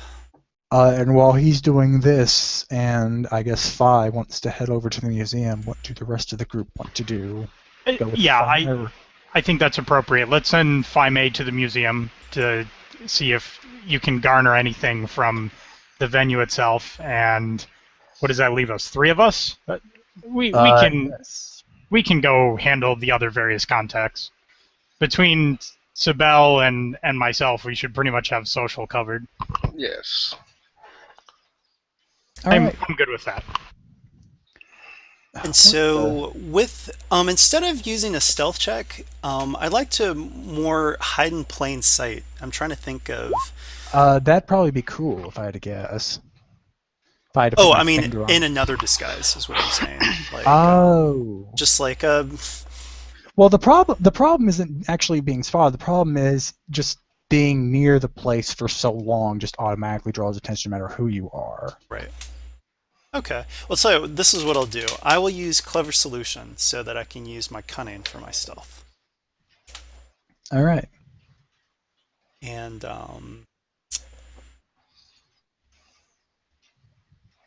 I won't flip since we don't have too many, but trying to think of what the actual clever solution is.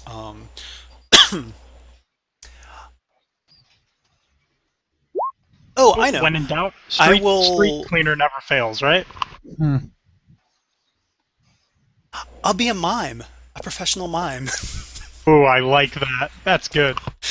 And so, can I get a boost or maybe do a separate like performance roll or something? Yeah, I'm gonna need a.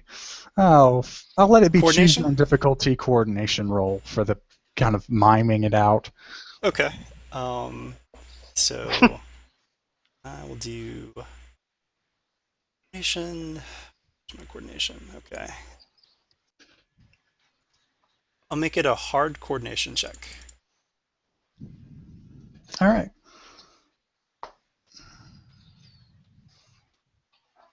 Okay, I'm going to say, yeah, you blend in as a street performing mime near the in perfect view of the Secrefol office. I mean, the Ormec office, or oh dear. Anyway, in fact, you do so well that you actually get 100 credits like dumped in front of you, maybe in a hat, from Okay. people impressed with the show.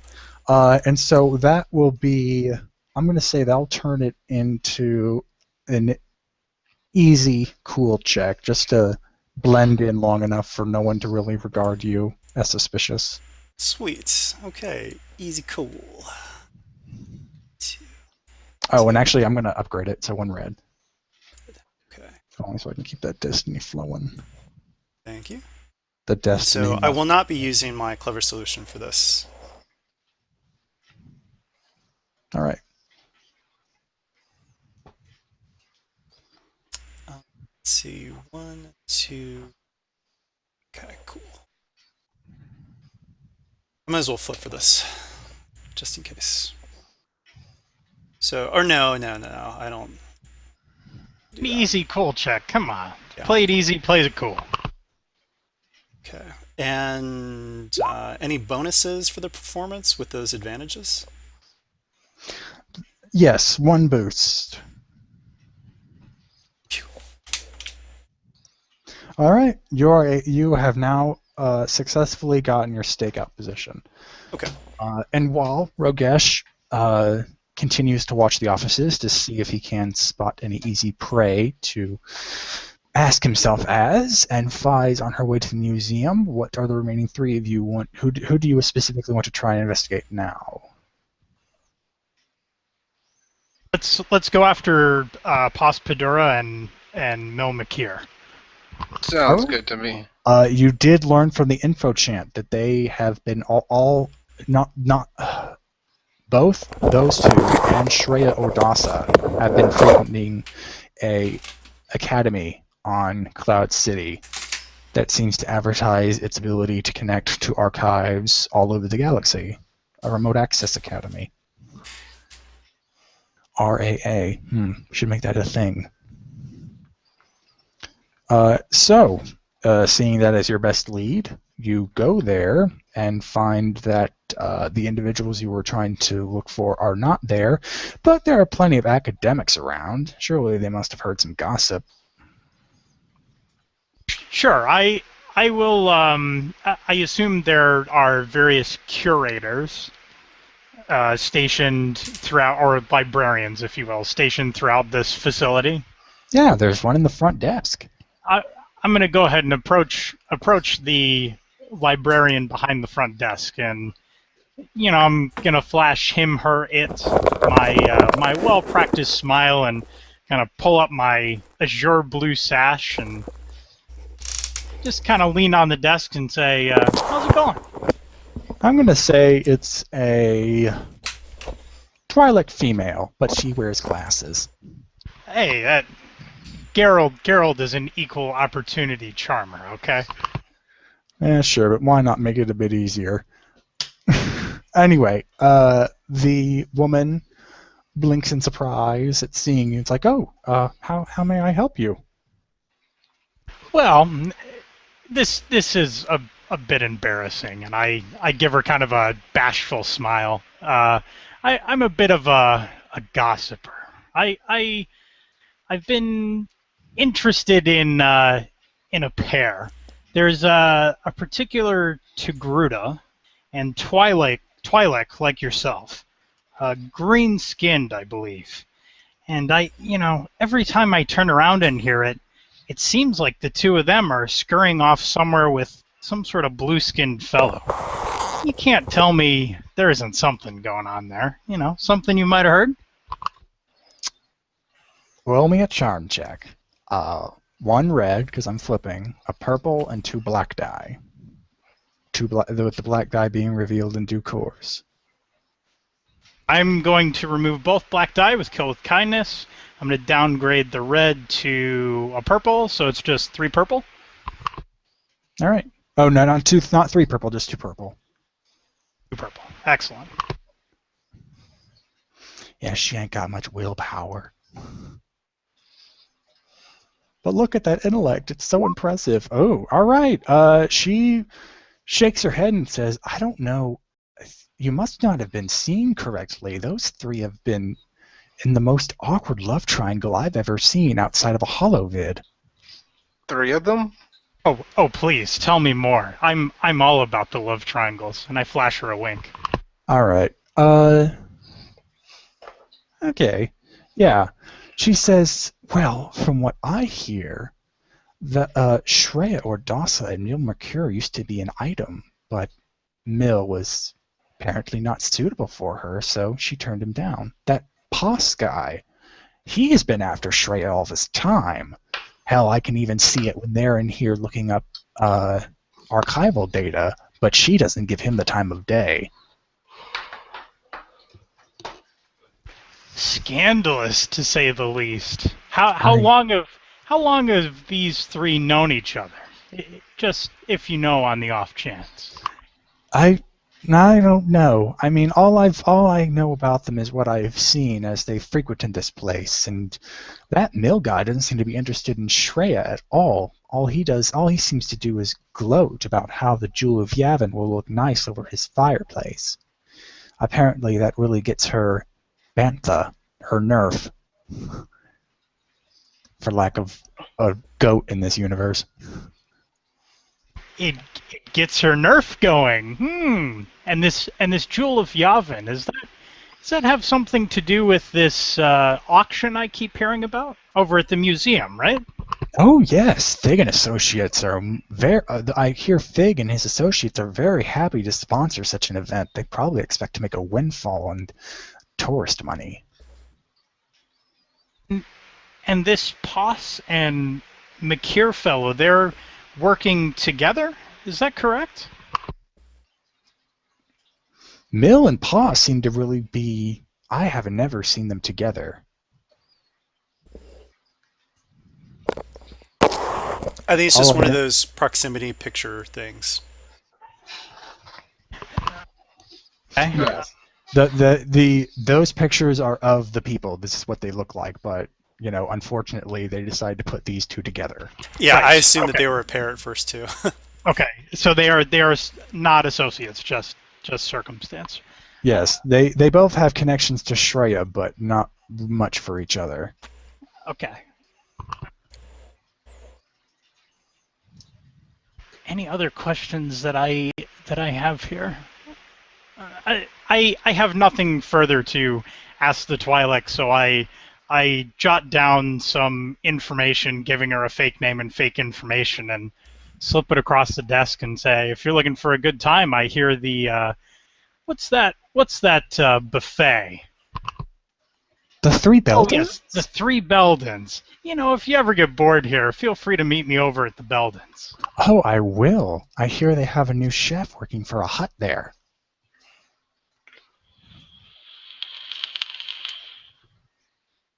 Okay. And so that would be all your questions? That is everything I have, and that gives me plenty to work on. All right. And while the remaining investigative team kind of soaks that in a little bit, let's go ahead and cut to the museum to give Fi her a little chance to shine. Oh, hold on. There are lovely things I can say here.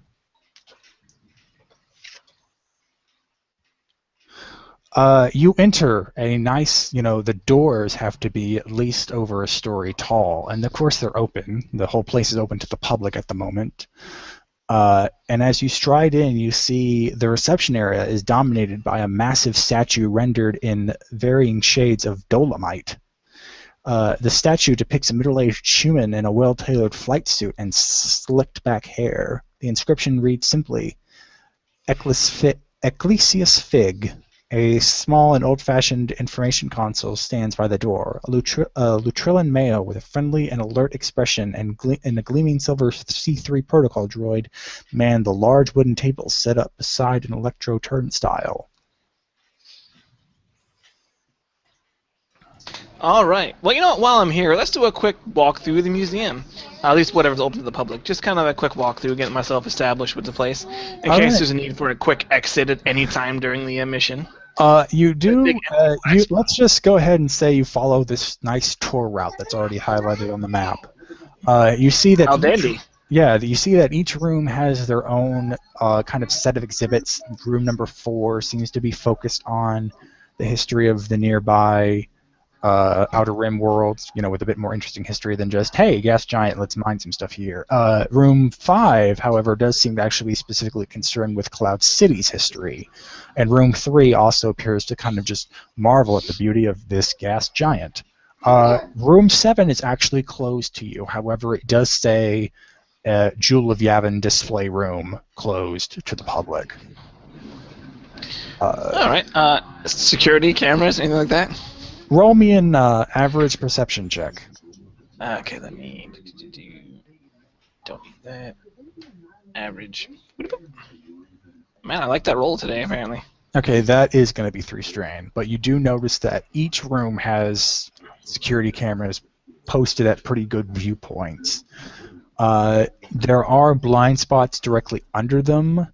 However, you'd have to be you'd have to be under one camera while taking cover from another camera if you actually wanted to work on any of these. No, I was just curious.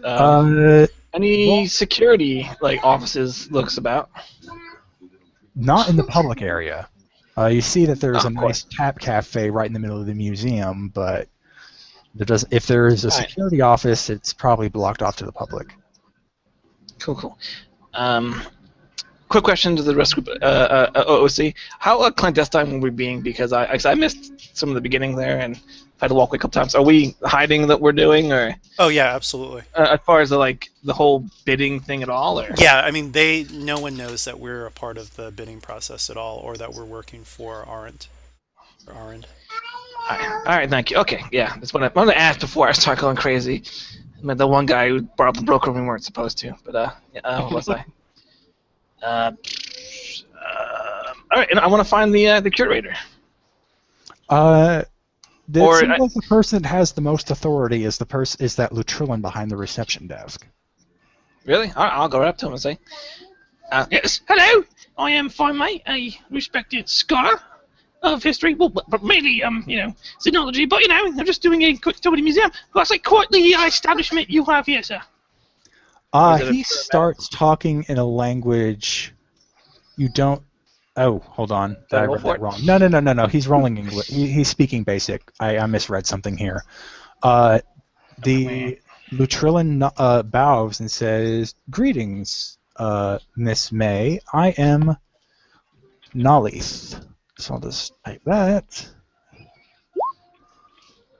I am the current receptionist for the Fig and Associates Museum. How may I help you? Oh, sorry, I'm drawing a blank. I'm having one of those days, one of those weeks. Anyway, I'm just wondering, occasionally, I work with museums to kind of, not to help spread artifacts around to, other museums. I was just wondering, do you have such a program here? Well, this is technically true. Yeah, museum share. Am I to understand that you're interested in borrowing one of our exhibits in exchange for another? Yeah, something like that, yes. Of course, this is just preliminary stages, of course. I'm not just going to say, oh, let's take this and give you that, All the proper channels will be addressed. So what exhibits would you be interested in, then? Well, I was actually just taking a look around. I was wondering if you had anything specifically special about Bespin that we can really show the core worlds or even the outer rim. Well, we do have some lovely exhibits about Zim the Despot, but that does not exactly tell about Bespin's history. I must admit, aside from some interesting pictures of the past few Baron administrators, there's nothing really about us specifically that is really dazzling. And then I'll say, well, that's just quite unfortunate. A wonderful place like this deserves a rich history. So how long have you been here? I'm trying to get chummy with her. Him. Him. Oh, him. Oh, yeah, I'm trying to get really chummy. All right, roll me. One of those days. 2 red and a purple charm check. All right. Let's see. Make sure. He's a scholar, right? Yes. Is he scholarly? Yeah. Good, 'cause I get to use my regular scholar, so I get to downgrade by 1. Aren't those just dealing with education checks, though? Oh, no. Respect the scholar. We downgrade difficulty checks to interact with institutions of learning by 1 level per rank. All right, I mean, fair it's enough. technically part of a, But I bet that Honestly, it was sounds a with little broad. getting in a curator's pants, but whatever. Hey, I'm a respected scholar. I do not have a good joke for that one. Aww. And How unfortunate. Shakes his head, and he keeps the pleasant facade, but he just shakes his head and kind of leans back. He goes, well, I'd be happy to give you any background information you require, but I do not think our board will be interested in any sort of museum exchange. Oh, well, who's in charge of your board, then? If you're allowed to give out some information, I don't need the contacts, of course, just,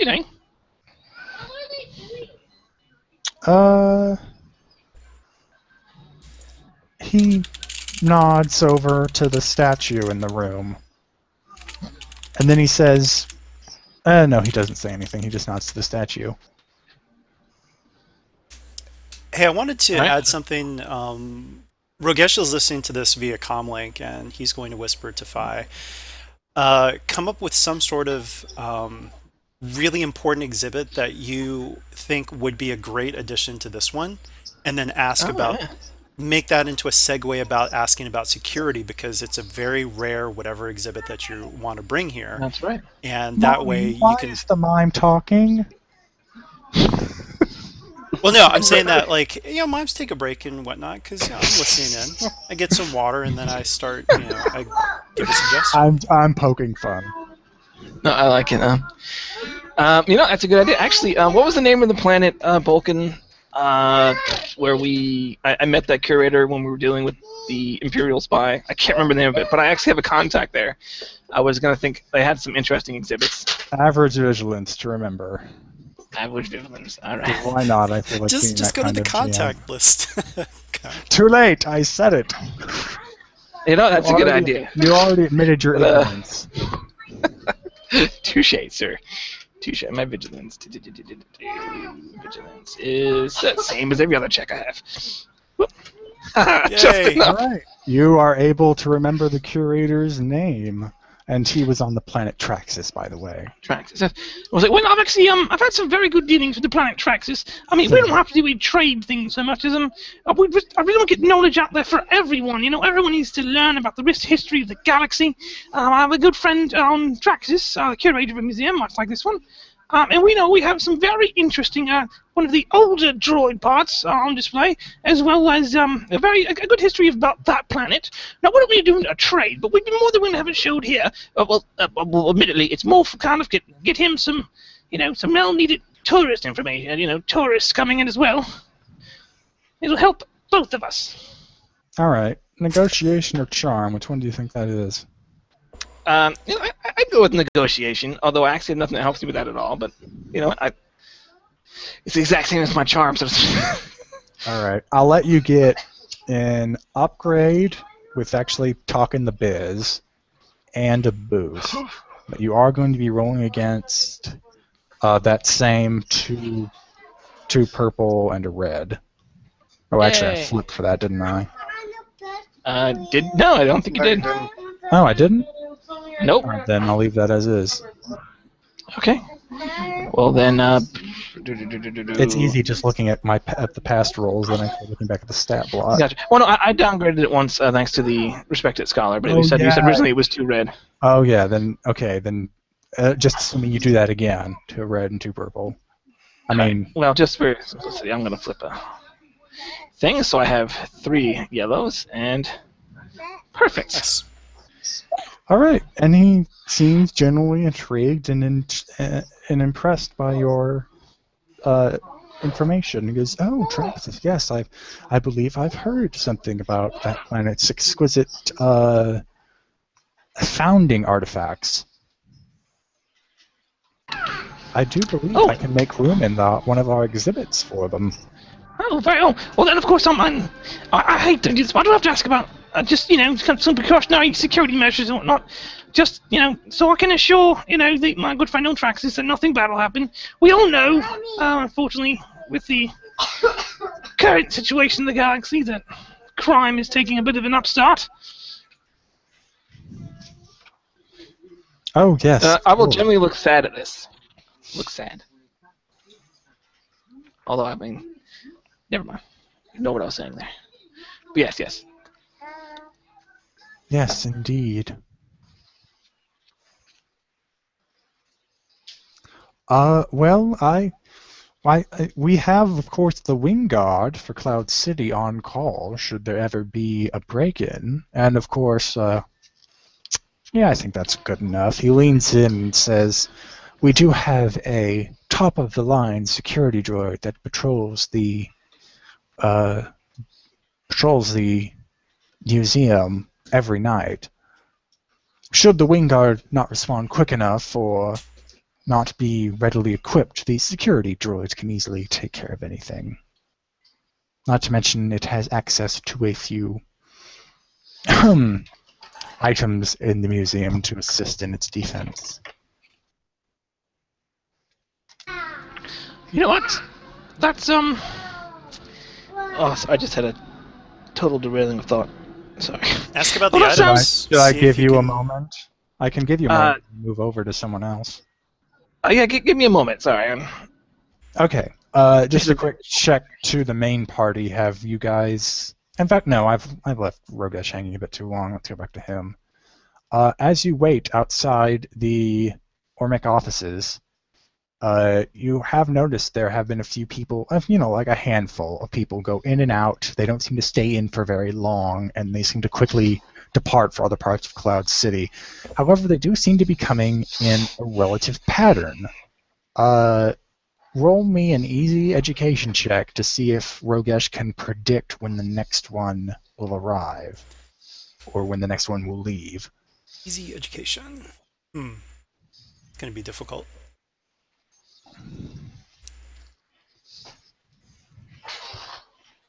flip for that.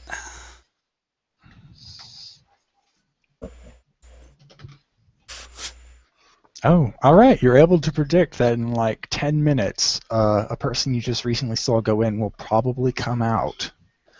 Yep. And so if you wanted to grab someone, it seems like now the time's coming up. Okay. Yeah, I will follow this individual. And can we even say that maybe this is an individual that gave me the 100 credits? Nah, I was thinking too much time has passed. Okay. Plus, I Yeah. don't want them to So, know.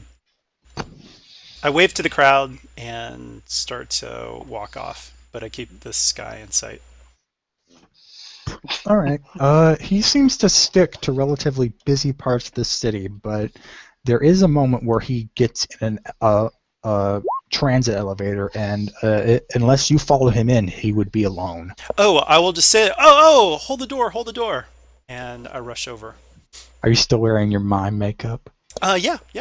So he can even recognize as me. he sees you ask for the elevator to be stopped, he chuckles a bit and actually holds the door open for you. Okay. I just say, oh, thank you so much. And I'm kind of like trying to catch my breath. And I'm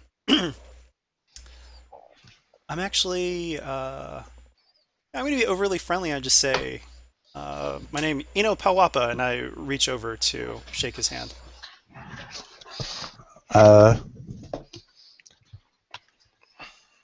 Sure, why not? I'm bored. Travis Doc. I'm trying to use my needle gun or my needle glove to. All right. Just roll the melee, the brawl check to purple. Any defenses? Let me. I have it here somewhere. Do.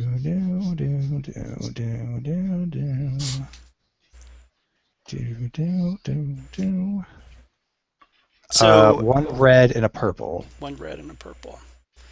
So as he's doing this, the shake turns into a jab, like seamlessly. So I'm doing frenzied attacks. So I'm taking 2 strain to upgrade twice, and I'm going to aim as well.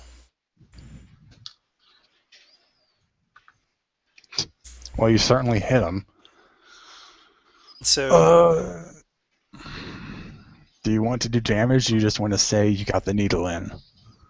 Yeah, I just want to say that got the needle in.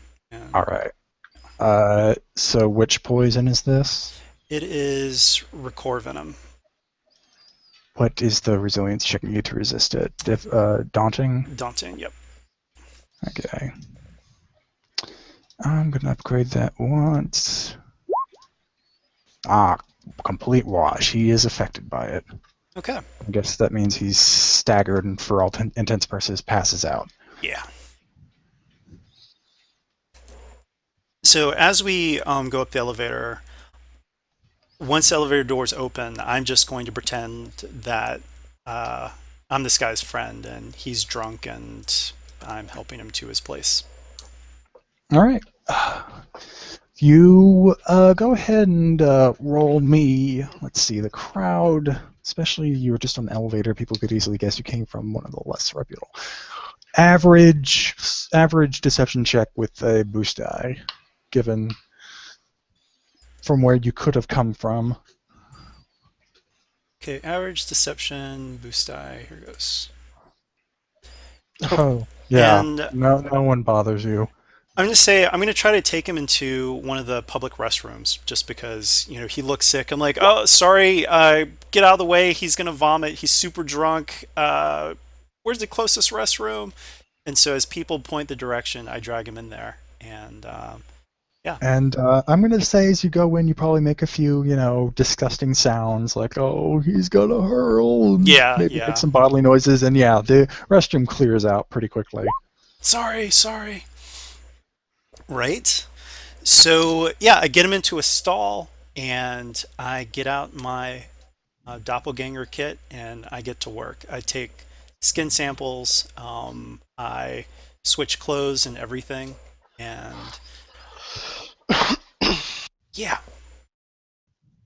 So what do you want the difficulty to be for me to look like this guy?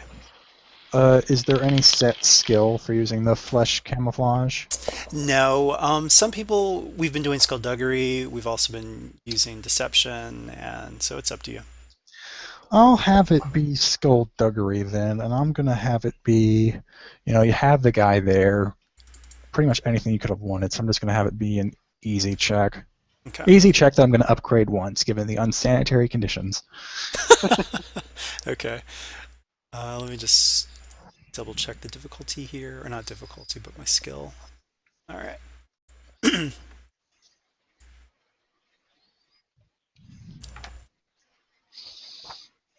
Okie dokie. And I did hear him speak, and I'm going to see if I can go through his data pad or something to see if I can get his voice down as well, because I also want to try to mimic his voice. That's another thing that Ragesh does. I can see that can at least be lumped into this. Okay, awesome. So I start changing my appearance. Eye color changes, hair color changes, skin color changes, and yeah, the magic of the doppelganger flesh tech camouflage kit. Alright, I'm gonna say maybe that in order to keep this stuff from falling on the floor and being really gross to deal with, you just take a strain. Okay. And I need to figure out what I'm going to do with him, though, because obviously I've taken his identity, and I'm going to say, since he's kind of at my mercy, can I stick him with some other poisons just to make sure that this guy stays out for quite some time? Sure. Choose your difficulty, with the risk being that you might overdose him. Okay. You have to strike that balance. And so what sort of check will this be? I'm almost thinking medicine. Yeah, I'm going to say medicine. From knowing how much you can dose him up with without killing him. Okay. Yeah, keep him unconscious. Can I do... I'm going to call Fi, because I'm going to need some remote assistance, maybe some setbacks since she's having to walk me through. But I don't think that Ragesh would kill this guy. That would just be a little too far. So, yeah, he's going to see if he can get some assistance from Fi on a combination of poisons that will keep this guy out for the better part of a day. Alright. Yeah, we can say I was doing this while I was on my tour. Yeah, I'm going to add 3 setback from fly-by-wire medical teachings. So you can either take my 1 rank or my 3 intelligence. I'm not sure if the setbacks are worth that, honestly, but 1 rank or 3? Let's do the 3 intelligence, and then I'll upgrade. Or no, actually, wait. Maybe this is when I need to do clever solution. So I'll take your rank, but then I'll apply my cunning. What do you think? Yeah, I think that gives you the best chance. Yeah, let's do that. So I'll take your rank, I'll apply my cunning with whatchamacallit, and I flipped a destiny, right? Yes, I did. Or did I flip it back? I think I flipped it back. It looks like you flipped it back. Yeah. Okay, here goes. And so we'll say that as Fi is telling me things, I'm like, oh, wait, I remember. Yes. And there's a specific combination that Fi has reminded me about. So that's the clever solution. And it was, what was the difficulty again? I almost said choose your own, but it's hard. Okay. All right, so 3 purple and 3 black, right? Yes. And Fi, do you have any talents that reduce setbacks on medicine checks? no, not medicine. Sorry. Okay. No I haven't worries. worked on my medic tree yet. All right, here goes. Oh no. Ooh. I didn't upgrade. Yeah, I'm going to say as you inject some more, I guess it would just be more rancor of it, wouldn't it? Rancor, in order to keep him out longer. So yeah, as you start to inject more, he starts to have a seizure and convulse. As you try to steady him, you strain yourself. You give yourself a strain trying to steady him, but eventually he seems to just seize up and die. Shit. Oops. And I'm just gonna be like, fuck. All right. Well, this is the sort of thing that happens. Oh, that's terrible. Ragesh is going to feel really guilty about this. I'm just going to be like, shit, shit, shit. Wait, I said in the buttocks, not the artery. Oh goodness. I am going to keep his information though, because if he has loved ones or whatnot, they'll get some anonymous credits or something. Oh, that's terrible. Okay. Yeah, I've got his identity. I'm gonna say just like RP wise, that's gonna give Ragesh a setback because he's like feeling really guilty right now. So yeah, I'm this guy. So I head back to the headquarters, and I'm gonna also try to play off my just kind of because I am kind of upset. Just saying, I'm not feeling so well, but whatever. I'm back at work. Oh my. You go inside and use the credentials you've probably got off of him, now a corpse. You go into the office and notice it looks like it's meant to be probably staffed by about 15 people at once. There are plenty of desks around here and there, all of them with consoles that are currently off, but no one seems to be in there. There also appears to be a door that leads into a back room, but it's closed, so you don't know what's behind that. Okay. While I think on things, feel free to go to another group. All right, let's go back then to the investigation team, the main one. And what else are you going to do for the bidders? I'm wondering, I've gotten background information on the love triangle, but I'm wondering if it is possible in any way to ascertain the location of any of these three individuals. I would like to contact at least one.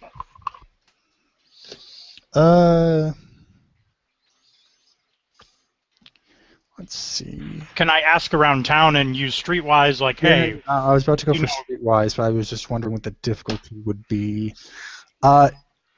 Pick one of them. The difficulty will depend on which one of them you're looking for, but I'm going to say they're all going to be separate places. Well, Makir he's the aristocrat, right? He was the well-off individual with loads of money.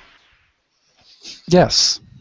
I figure he would likely be the easiest individual to locate. I mean, if he has money, people have to know who Makir is. And you'd be correct. An easy Streetwise check. I'm going to that system and then Streetwise check. Want to upgrade that for me? Wink, wink, nudge, nudge. Sure, one red die. Which you can probably immediately downgrade. You are assisting me, so I will take your boost. I'm asking around for Makir, I'm just... This is, I assume, shortly after we've left the remote archival facility, the fancy library place. And I'm just, I'm hanging out outside the library. I spot a particular scholar that comes walking out, and I ask the gentleman or gentle lady for a moment of his or her time and just say, I'm looking for a Chagarian by the name of Mil Makir. I have some business to attend with him, and I'm aware he's frequented this facility. Would you be able to point me in the right direction? I don't know where you might find Mill, but I know he has a business contact with Chorin Les, who works on the construction levels. It seems like if you're looking for him, that's the best guy to ask. Chorin Les, and is he human, or what kind of individual is this Chorin Les fellow? I'm gonna say he's the same race as Mill. He's a Chagrian. Hello, Chagarian. All right. Yeah. I thank you for your time, sir. Oh yes, you're welcome. And while you're on your way there, I'm going to quickly step aside because it is getting really hot in this room. Sure. So, 1 minute break. Go to the bathroom if you feel like you need to. Okay, I'm going to cut the recording here. Remind me to put it back up. All right, it's back up. Plus, it sounds like there was some good conversation that should have been recorded anyway, but whatever. Welcome back. So, you now have a lead on getting in touch with Mil Makir. I'm going to go ahead and tell you that the sun is getting close on the horizon, so it looks like time for all of this may be running out.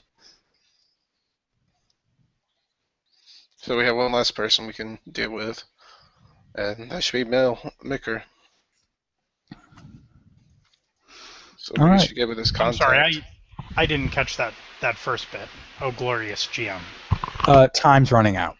The sun's getting low in the sky. The race is going to start soon, and by that point, everyone's going to be there, so you won't be able to really prod anyone for information anymore. Yeah, we need to get information on Eliza.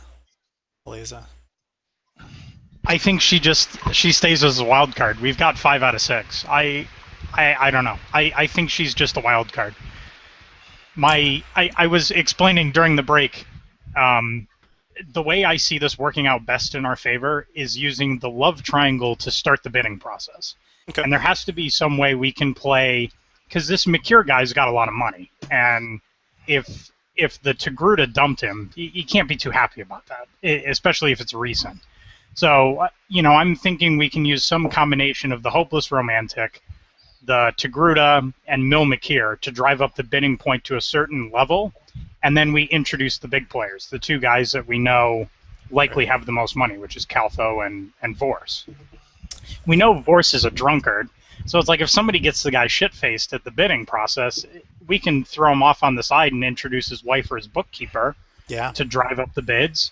And if we use the bookkeeper, we can tell the bookkeeper this was all part of Caltho's great plan to bankrupt Vorse so he can buy out Vorse's operation from underneath him. So he drives up the bid, no idea what's going on. Caltho assumes he's spending a lot of money, but he's a hut, so he's probably got money to throw around. And we take our chances with the wild card.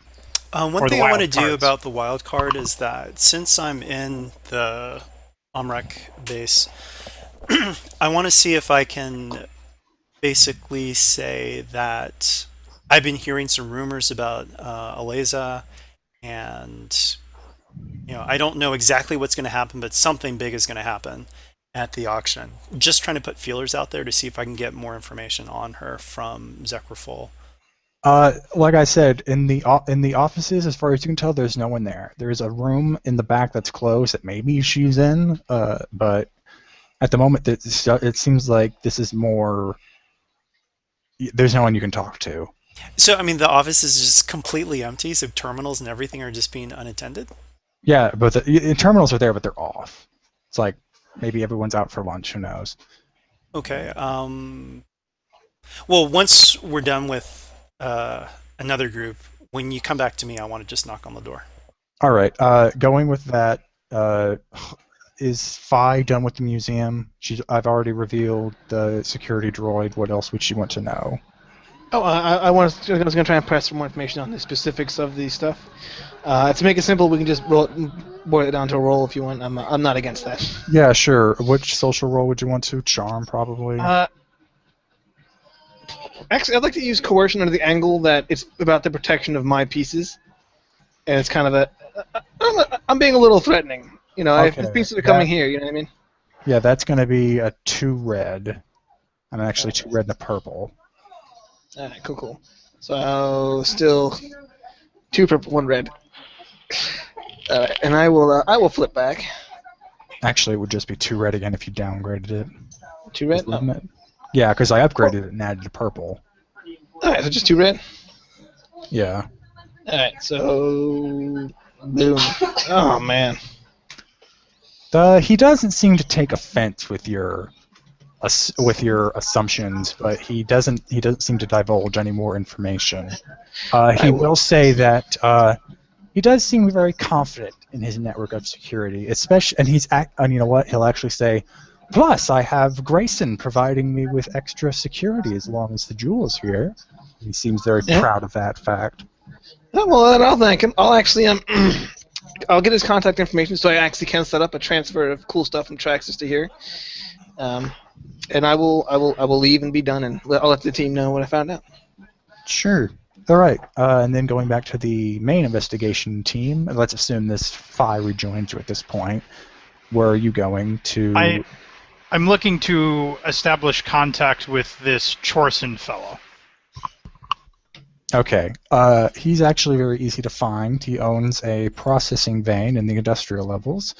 When you go there, you find him among a group of workers manning machinery. It's actually quite loud. banging all the time. And he turns around and he just sees you like, oh, what are someone as pretty as you doing down here? I'm actually looking for a fellow Tregarian, a man by Mil McKeer, I believe it was. Huh? Why I want to talk to Mill? Tell him I might have some interesting information on a lover scorned. I believe a certain Togruta professor. I wouldn't know anything about that. Tell you what, and I pull out my data pad and I punch in some relevant contact information. I offer to the construction fellow, I say, you know McKeer, right? You're on decent terms with the gentleman? Yeah?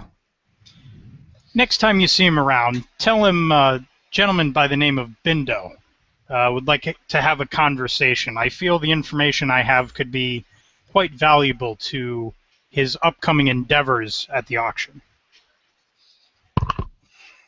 And he looks at the data pad, types a few things in his... Oh, with an I? All right. Bindo with an I. Okay, yeah, and he types it into his data pad and like, I'll make sure he knows, but he seems like he's probably going to be pretty busy until the party tonight.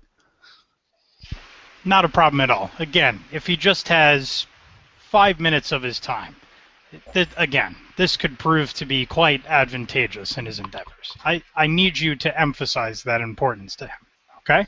And I trust you to do that. I'll talk about the pretty lady, but I'll slip him 150 credits and I'll say, look, I need you to emphasize that this is important. It's worth his time.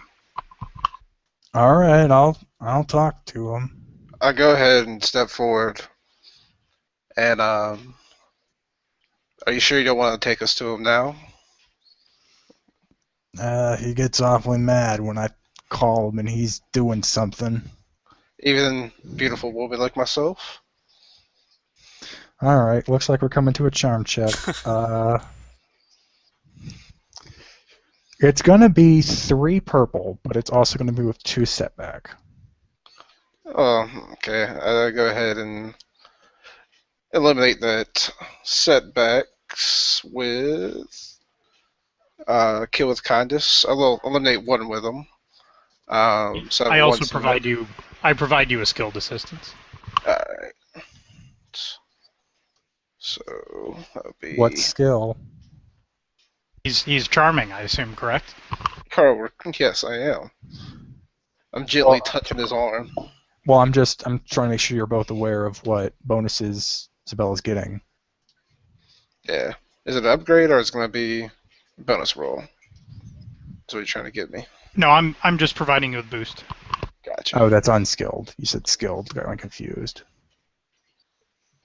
Okay, then you'll have to clarify that for me. What is the difference? Skilled assistance is when you're either giving your skill in something or your characteristic in something to change the roll. Unskilled is when you're just giving a boost die. I can provide you with three yellows. Yeah, you can either provide him with 3 presence or 3 charm. Yeah, it looks like you guys have equivalent charm rolls anyway, so unskilled is the way to go. Perfect. Yeah. Then we will do the unskilled assistance. Thank you for clarifying that. No problem. Alrighty. So here's the boost die. And I'm going to... Nah. Nice. Oh, and he tucks the credits into his pocket and goes, "Yes, ma'am," and he scurries off.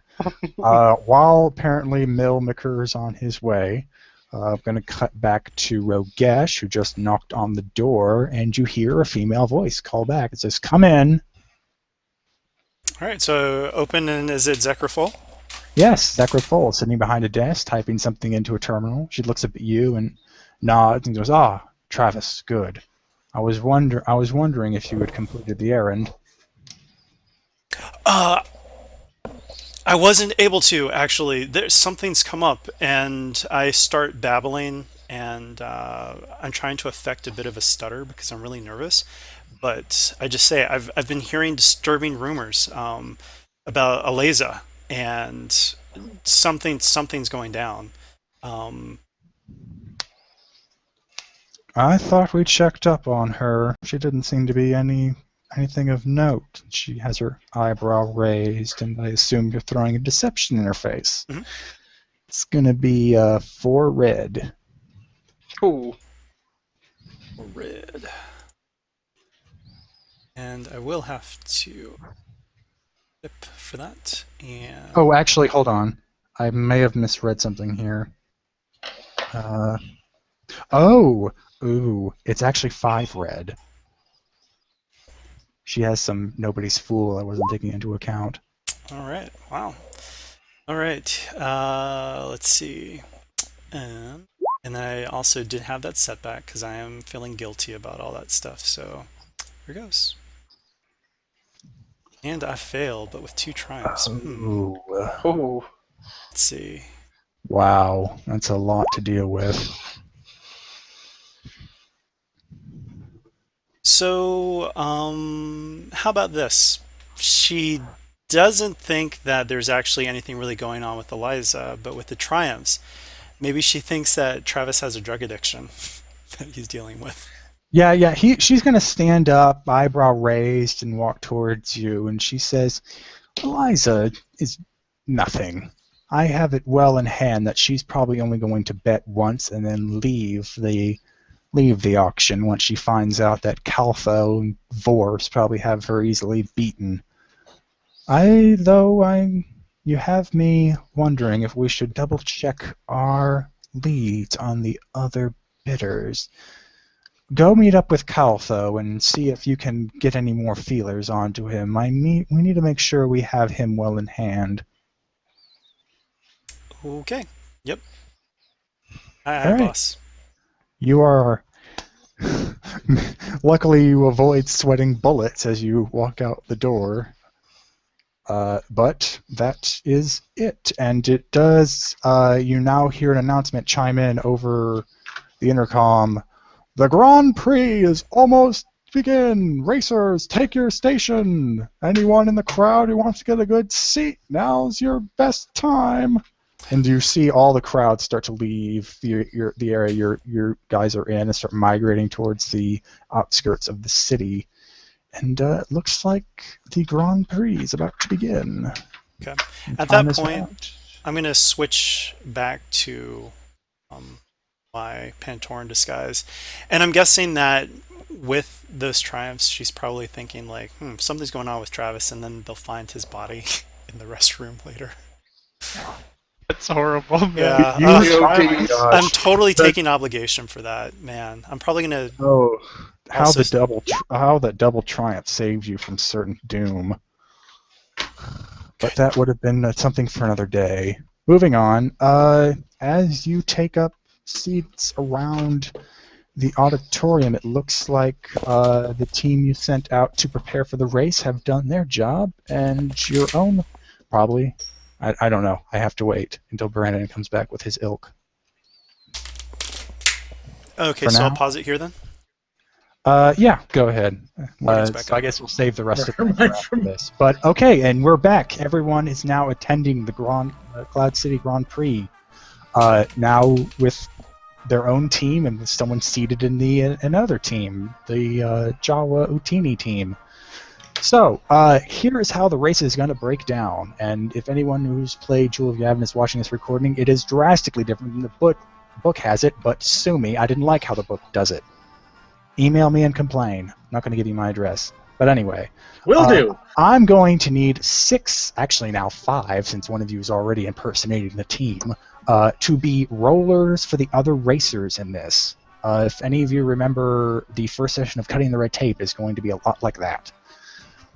So, who wants to play the Stormhawks? First come, first served. Stormhawks rule, baby. Let's do it. All right, Ivan. Whenever I have the racers make a check, you will be rolling with 3 yellow. I should type this down too. 3 yellow, 1 green, and 2 boosts. 1 green, 3 yellow, 2 boost. Yep. All right. Now, who will want to be playing the Carbine team? I'm going to pick at random. And Jeff, you are now rolling for the carbines. We can move over to the roller page, racer page, so they can actually see that. Oh, yeah. Well, yeah.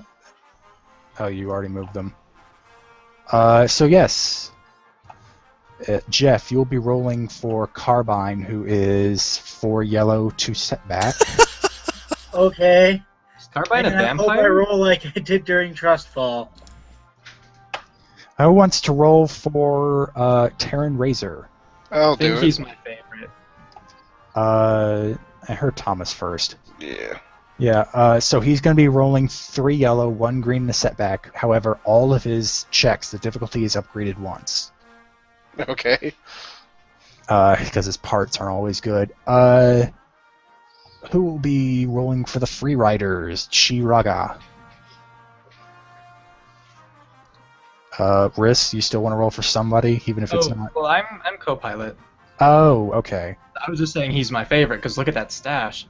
Exactly why I wanted him. Exactly. Though Chi is the most attractive, so. Tommy, you go ahead and roll for Free Riders. Okay. So that's going to be 3 yellow, 2 green, 1 setback, and 1 boost.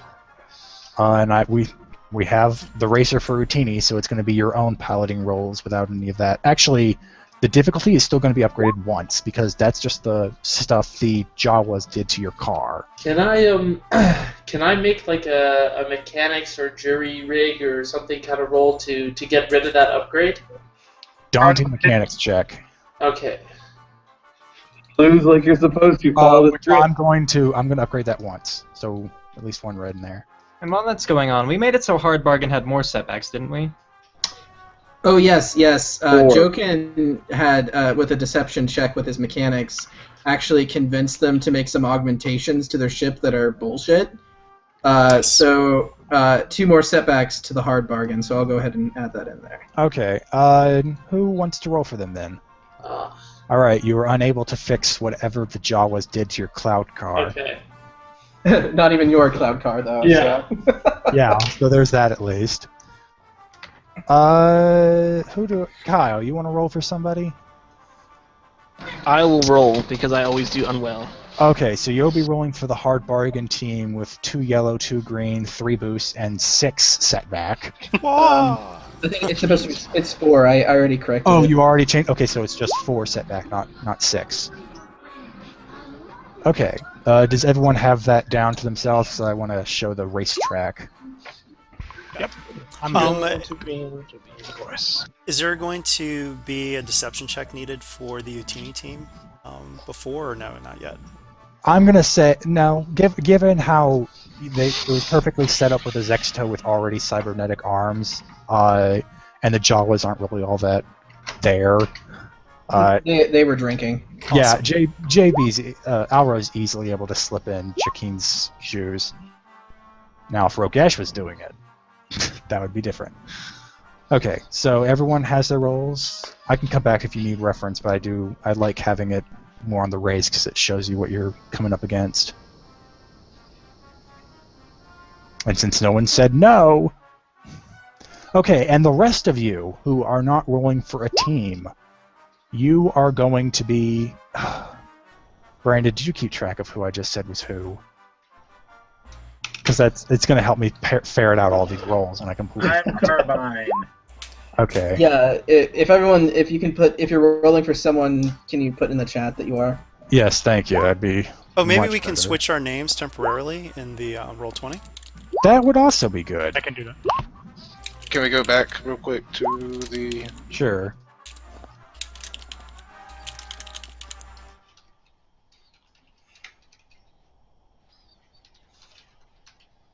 Okay, hard bargain, free riders, Terran.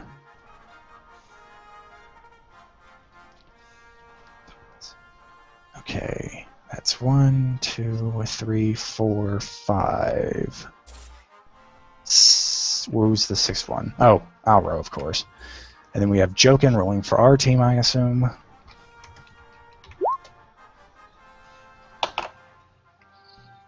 Is that a yes, James? You're muted. Yeah, I thought that was a foregone conclusion. Okay, I just wanted to make absolutely sure. Maybe Chim Chim wanted to drive.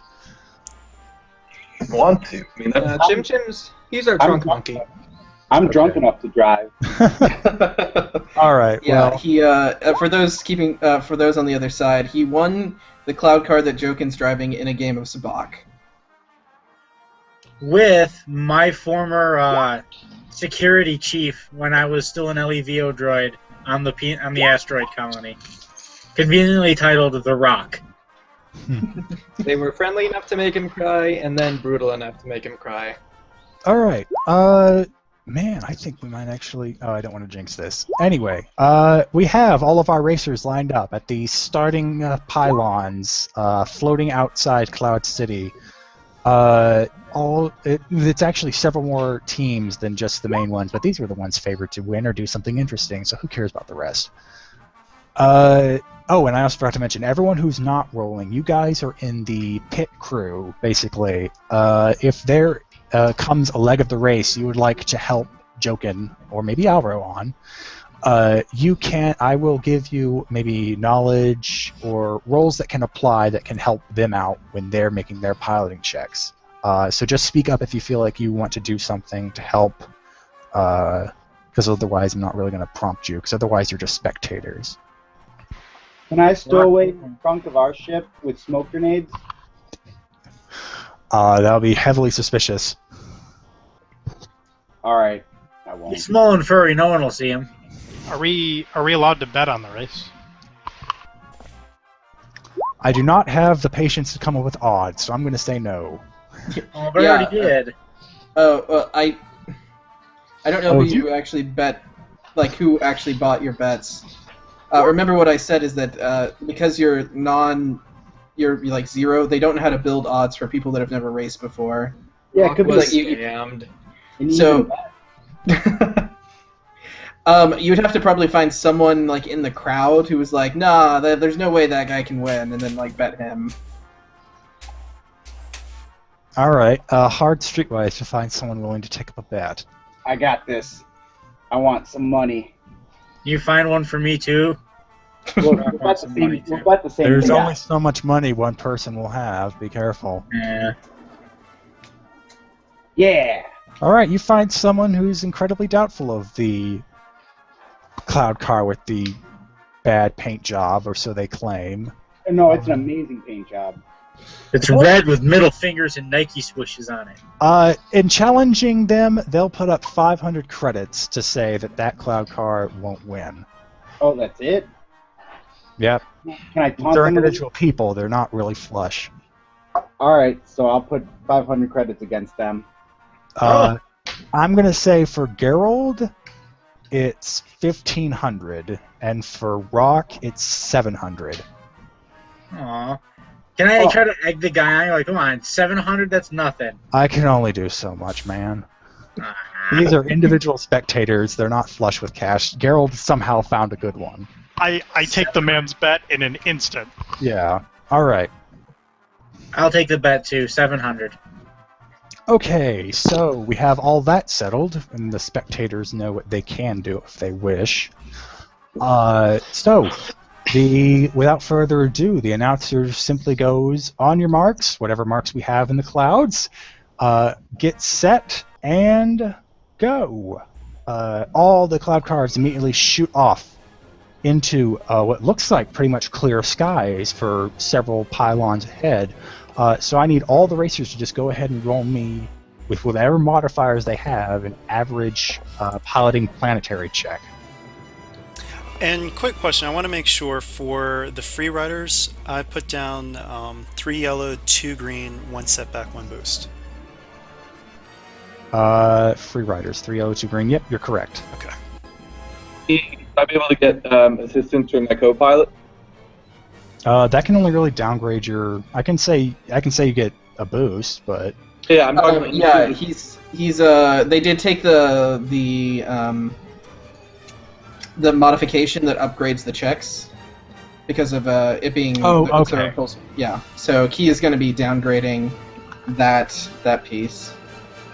Oh, is that what the I forget what they're called now, but that's what that Pilot rescue act. did? The repulsor lifts. Okay, so an average postal piloting check, enhancement, right? that just gives a flat upgrade. That doesn't have to be something the co-pilot has to do. No, the difficulty was upgraded, so Key's trying to reduce it. I didn't upgrade the difficulty. I just said it was... No, the piece does. Oh! Yeah, okay. it's the repulsor lift enhancement. He didn't do it anyway. Alright. Oh! I'll say I know, that that's just a sad rule. I can say that gives you 2 boosts, but you still have to deal with the upgrade. Oh, good, I helped. I'm good with that. Alright, actually, it looks like the Stormhawks have taken the lead. The Stormhawks followed by... Who did Tommy roll for? The Free Riders, then followed by Jokin. So we have speed. It's all taken into account that you're going at top speed, and some of these have the modifications that let you go that fast. All right. Yeah, they got a triumph on one of their speed increases, so I said that they have a turbo boost whenever they want to use it. So we can decide whatever that means in terms of the roll. It is Knight Rider. It has Knight Rider rules though. But it's only they can only use it like for a leg or so. So. All right, hold on. I just need to do a little bookkeeping in the background. Okay, and oh wow, so Kyle, you were rolling for hard bargains. They're dead last. Utini. Okay, no, it's actually Tyrion who's in 4th.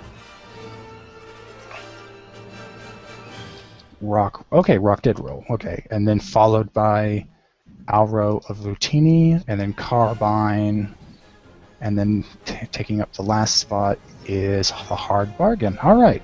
Luckily, this is the most intensive one because I just had to get you all on the board in the first place. So the next one comes up. It's actually a feeding ground. You notice giant balloon-shaped creatures, very bulbous, and they're just covering the entire grounds. Actually, no, that's the wrong creature. You actually notice flying insectoid creatures. Yeah, sorry. There they are. Insectoid creatures flying across the course. And they don't seem to take any aggressive action, but they're just in the way. It's gonna be kind of a bit more difficult to move around them. So it is still going to be an average difficulty, but it's with a native upgrade and 2 setback. Oh, I'm sorry. Actually, it's not a native upgrade. I have to flip for that. There you go. All right, so that's definitely gone.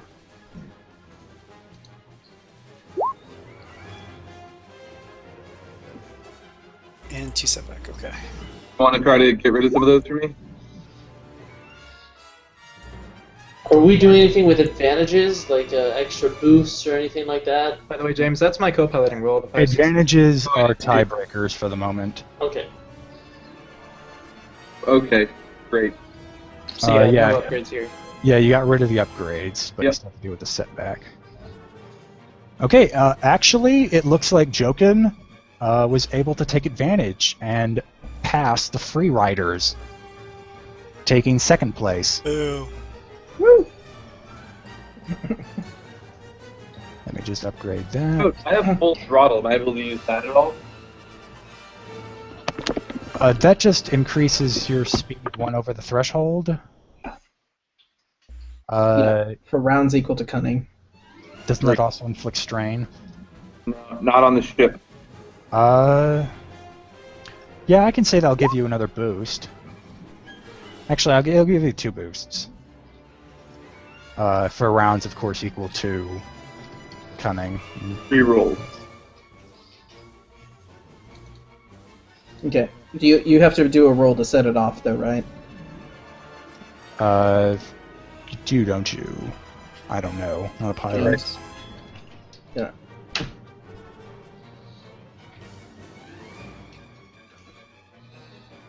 One strain personally. Okay. And it looks like the newcomers pull into 2nd.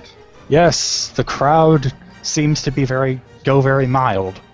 People that have personally taken out bets against Jokin seem to be quivering in their seats, especially the one that made a bet with Geralt.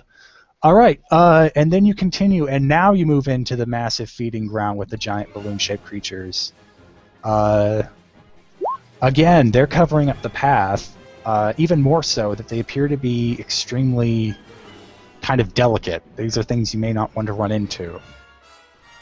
So for this one, it is going to be a hard check with a native upgrade. This one had the native upgrade, that's why I got confused. Any setbacks? Nope. None that aren't already implied. You're getting a lot of advantages there. We're not tie breaks, you said, right? That's it? Yeah. Right, so we just pulled ahead of Stormhawks, but behind the Free Riders. Yeah, JC, you slam a non-rolling racer into a gas bag, and they explode. The gas bag explodes as well, very violently. Oh. And the crowd goes wild. Yes. Let's see. Tommy was rolling for Oh, the humanity. The Free Riders. So it looks like the Free Riders. It looks like the Free Riders are able to take back the lead from Jokin. Their lead. So they pull back into second. All right. Moving on. It looks like you, the racers, enter a relatively empty space, much like what it was before. However, you notice in the clouds, little specks begin to move out from under the lower layers of Bespin's clouds. And once they get close enough and start shooting, you realize these are snub fighters.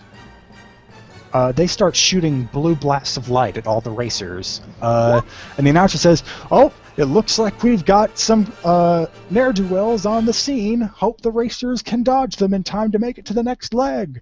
Who would have ever thought? Yes. So, this one is going to be a hard check with 2 setbacks, and I'm going to flip to upgrade this for all of you. So 2 red, no 1 downgrades this time. 2 purple, 1 red, and how many setbacks added? 2 setback. Alright. Not excelling it. Hey, Whoa! Okay. Farley, I really want to. Oh, the Hard Bargains racer actually gets hit by a snub fighter and takes 3 system strain. I believe the system strain cap on the Cloud cars is 7, or is it 5? The base model is 7. Can I Okay. do a check? This is for the next roll, not for this one, but Ragesh gets on the line, and he's doing this on purpose, but he's trying to antagonize Jokin to make Jokin try harder. Sure. Would that be a coercion check? Coercion, or I'm trying to think. Yeah, sure. And what is my coercion though? Two for joking here. Oh yeah, and Key's the co-pilot, which means he can use Unmatched Fortune. Forgot. That's really helps Jokin. Oh, Okay. yeah. Is one on.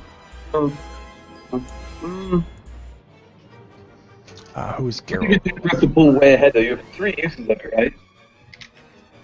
Yeah. Can those blanks be turned into? Blanks, I could pull it up. Though, like, it is better, in my opinion, to use all the naturals first. Just because those can only be applied to 1 or 2 skills. Well, for the moment, the Stormhawks won this leg, which means they get to pull ahead in their lead. Sorry, I forgot what I called my notepad with everything. You can't use natural here. Oh, you can't? Pilots only for space and gunnery. Oh. What's... Oh, is it, like, natural driver? Yeah, one of the shittiest talents out there. Before we make the next roll, for that coercion check, can we say it's an average, so it's kind of like co-pilot? But I'm just trying to give him a boost of some sort. Alright, well, This depends. What is Jokin's discipline, since I guess that resists coercion?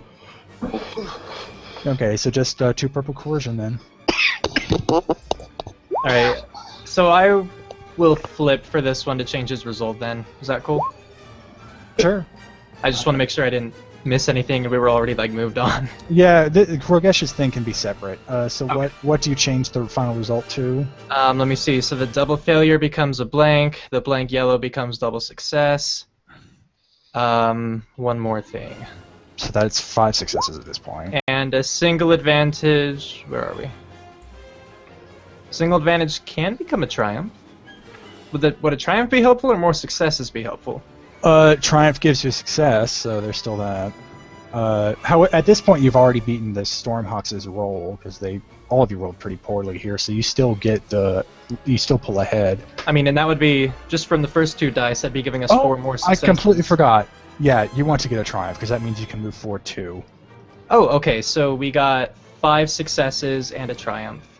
Okay, yes. Oh, sorry, 5 additional, so 6 total successes. Yes, you are able not only to pull past the free riders, but you're able to pretty much pull neck and neck with the Stormhawks, and it's looking pretty good for you.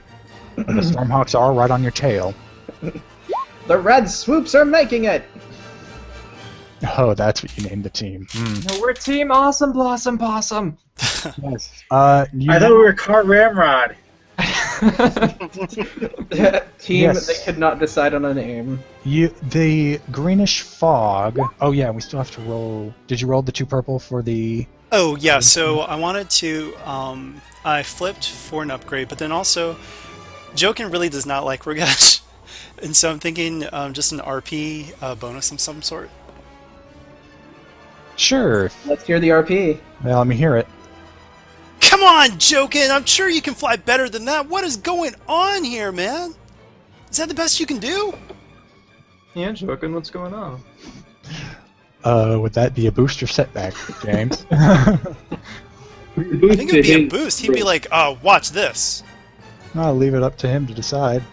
A boost to because it's an accurate specific. I heard a boost, so there you go. So he'd work harder as like a middle finger to Rogesh. Could it be? Could there be a compromise here? And it's a boost for now, but if he does poorly on the subsequent round, could there be potential setbacks? Because now Rogesh is getting inside his head. I think that is a perfect idea. Alright, yes. Jokin will get 2 boosts from his prodding as long as he stays in the lead. If he falls behind, it's going to turn into 2 setback. Because Key's like, that won't happen. Alright, okay, and now the racers begin to move into large green fog that seems to obscure a lot of the leg. Every racer roll a force die. Just by itself, don't put your pool with it. Do we count co-pilots or? No, just the pilots. I mean partner pilots. Okay. Okay, actually, as Jokin moves into the field, Key notices that the engines flare up and the fog around them catches fire. Ah, crap. So Jokin, make. Luckily, you didn't roll double. That would have been bad for you. An average piloting check. All other racers make a daunting check because the fog around you is now on fire, but Jokin is luckily ahead of it because he caused it. Does my light side let me avoid that at all, or no? No. Light side was determining on who was setting the field on fire. Unfortunately, Jokin's ahead of you, so it's on fire for the rest of you. Daunting? Yes. Oh, I was about to say, remember, you want to lose, but I guess you don't. Oh wait, so I thought you said light side was the one who ignited it? No, dark side was the one who ignited it. Okay. But it also was on who was ahead. So. Yeah. And because since Jokin was first and rolled dark, he turned everything on fire for everyone. Oh wow. Yep. And he breaks the tie with the Stormhawks. So with the Stormhawks having to deal with the immediate explosion behind Jokin, they are forced into a solid second place. And Jokin maintains a solid lead now, moving into the next leg. Oh, what does the Triumph do for the free riders? You do not blow up. Okay. Actually, Rock failed, or who Jeff was voting for. Who were you rolling for, Jeff? Carbine or Captain Okay. Carmine? Yeah, Yeah, I was rolling for Carbine. Carbine takes 3 damage and 4 system strain. And I'm actually with the. Didn't you get? No, that was Phi. I mean, hard bargain. Okay, so moving on, you find it seems you can start. Cloud City is starting to come back into your viewport, but you now see giant winged creatures emerge from other clouds that were surrounding you, and they seem to be coming towards the racers, and they appear to be very curious and very aggressive. So all racers. What was that? I was just going to ask what the distance those creatures are from us spectators. No, they're far away from Cloud City. The spectators are pretty much still watching on hollow screens for the most part. Yeah, remember that Cloud City is absolutely massive. So. Oh, yeah. I was just, if they were close enough to Cloud City, I was going to try and shoot winged guys to help us out. Oh, they're Nice like idea, but. they're planetary medium range. Okay. That's further than I can shoot. Okay. So all racers need to roll a daunting check with 2 native upgrades, plus whatever you add on top of it. Okay, if you roll a despair, your ship. Oh, actually, I rolled that differently. Your ship takes. Oh wow! Look at that advantage. Okay, hold on. I needed to check something here. I forgot to bring this out of the book. Exchange rate, can I change advantages for successes? Tired of the advantages. At the moment, it looks like Alro. Oh no, the Stormhawks ended up with 3 successes, so they're currently winning. But you do have someone who's incredibly lucky in the co-pilot seat. Yeah, I'm trying to think. The best possible thing I can think of would be gain 2 successes, 3, 4. Okay, so 2 of them. Oh, actually, that could. What does a triumph net? Triumph. You can do something narrative if you want it. Frankly, it doesn't come into much account here unless you're the winner of the leg.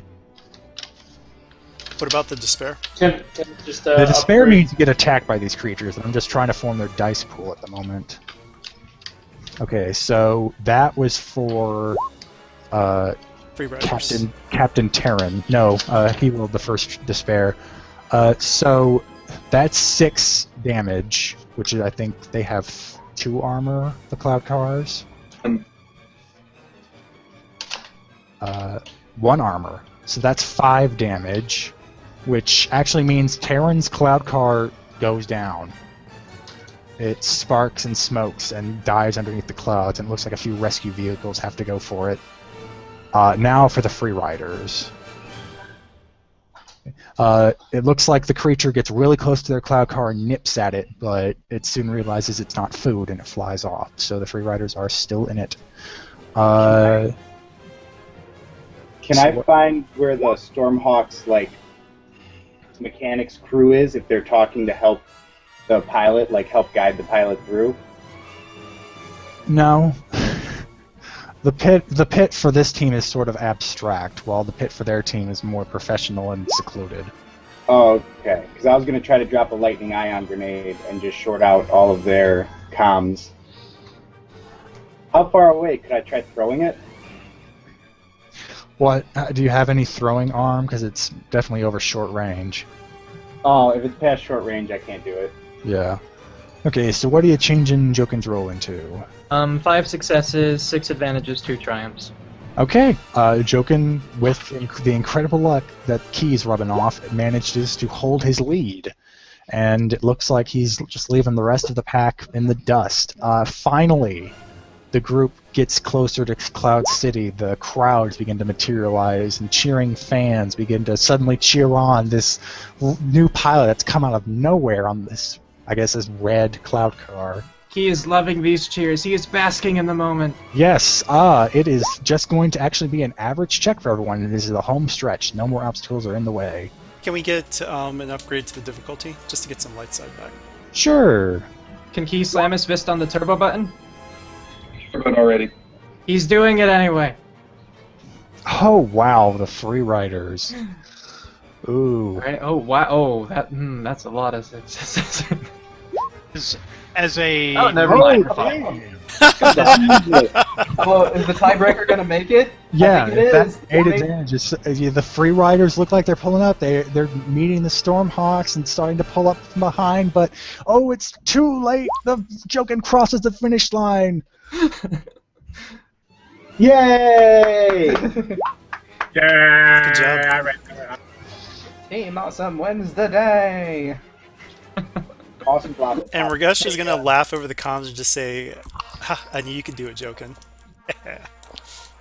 hey, buddy! I think we made a bet for what was that? 1,500 credits, I think. Yes, all the people who made bets, you go to your grumbling spectators, and while they, of course, curse you up and down, they give you the money that they put in their mouths. But the guy actually cursed at me because I am a huge, evil-looking droid. No, he's scared of you. Hooray! So you just get your money and go. Finally, we have Jokin and Key pull up in their cloud car up to the winner's circle, and around them are just fans applauding. And there's a nice trophy that when you pop out, I'm going to say Lando Calrissian himself hands to you. Proud smile. I'm not even going to try and fake a Lando voice. He's just happy and surprised that a person that came out of nowhere just completely demolished the competition. We still have to fix this and get it back to Winston. That will all be handled later. After Jokin gets his celebratory applause, and Key, of course, is also in all of the nice photos on the white carpet. Well, bowing and gritting and calling out his name. Yeah, and I don't have that kind of smooth voice, which I'm not even going to try. But while they are lavishing in the applause, the other group gets pulled back, and they find Macron waiting in a nice little suite that had a good view of the race through a hollow screen. He just looks really happy, and he goes, "Excellent work! I knew if you guys got your hands on a good cloud car, you would smoke this competition."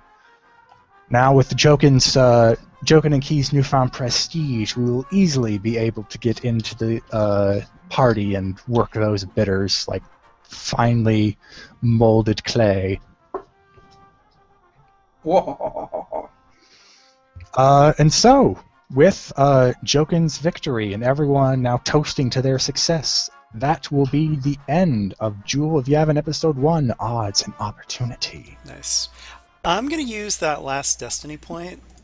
I'm going to say that the guy that I accidentally killed turned out to be a domestic abuser that was just about to going into a divorce, was trying to get custody of the kids, and yeah, but still, I'm still going to take obligation on that because, yeah, Rogesh doesn't want to do that again. Rogesh It's is a secret that he's a hero. Yes, free to yes, that. he's an avenging angel. Oh my.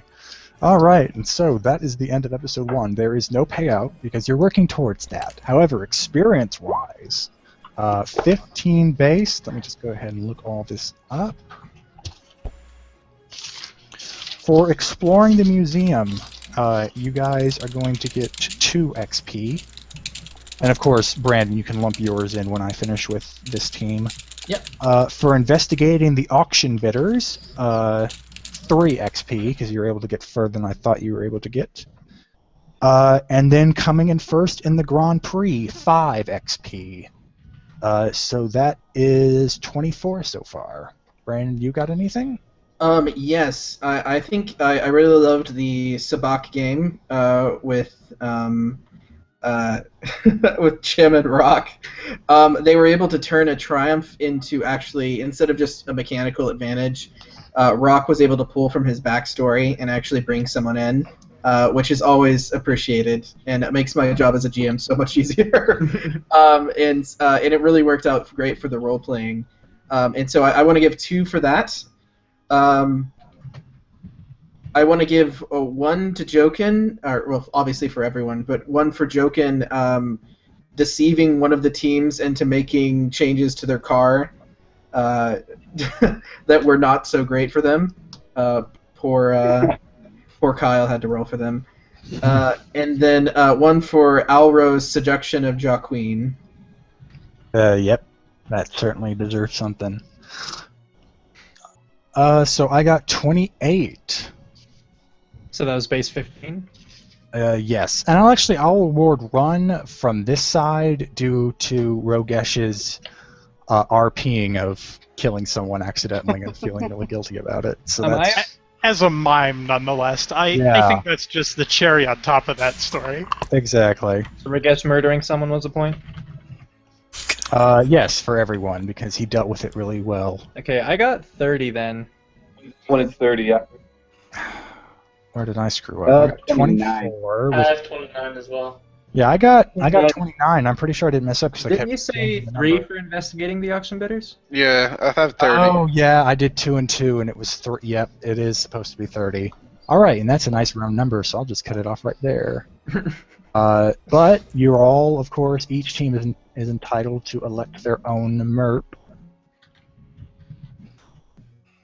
I think. Well, I want to dang it. for the seduction. Yeah, that's what I was going for. Not only the seduction, but while it's going on, the repetition of sorry. Oh, yeah, I'm sorry, I'm sorry. She's like trying to get I'll roped vote for Alro, into too. it, and then she just shoots him in the back with a stun gun. It's just like, sorry. Especially because He left him credits, too. Oh yeah, 700 credits. That's right. Oh, I forgot.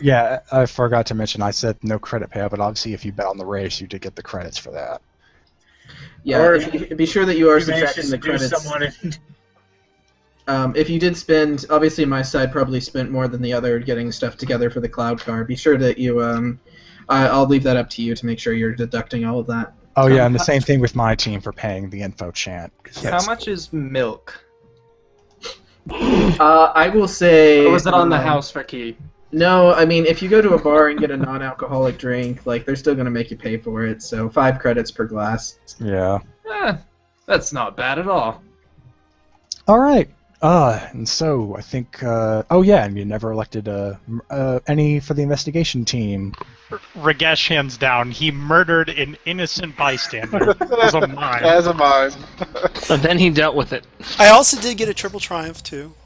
Oh yes, you did. I impressive. really hope I was able to pay that back. That was it was like one of the first rolls Rogesh made, and it was a triple triumph. Yeah, there were some guys that were going after It was a really good Arin's daughter, and so she's a Pantoran. I'm a Pantoran as of this moment, and so they think that it's her. I go running up. Oh, cousin Marie! Oh, I can't believe that you're here! And totally just made them think it was somebody else. And she even thinks that I'm a Pantoran. Yes. But you did say that you were going to save the triumphs for something later? I sprinkled out the payout for that pretty much all over this episode. Okay. Here and there. A lot of it came out from Eris. Question, just curiosity. What place did Alro get in the race? Let's see. He was part of Utini. Oh, and I just deleted it. I think it was 5th. 5th, really? Oh man, she's gonna have to challenge you. The whole thing is that aside from the initial thing that set up everyone's place, only really the winner of each check got to move up. Everyone else had to deal with the change in pole position. The race deals it with. I think the race, the way it's handled in the book is a bit more interesting, but it made my head hurt reading it. Yeah, it's more convoluted for sure. Okay. Yeah, so I just did the same thing I did with another session I ran a while ago. I'm going to stop the recording here, or unless there was anything else you wanted to add before. Oh no, I'm sorry. I was trying to wrap this up when I was mentioning the end of this, but yes, this is over. Everyone, quickly get out. Come back for episode 2. Bye. See you guys later.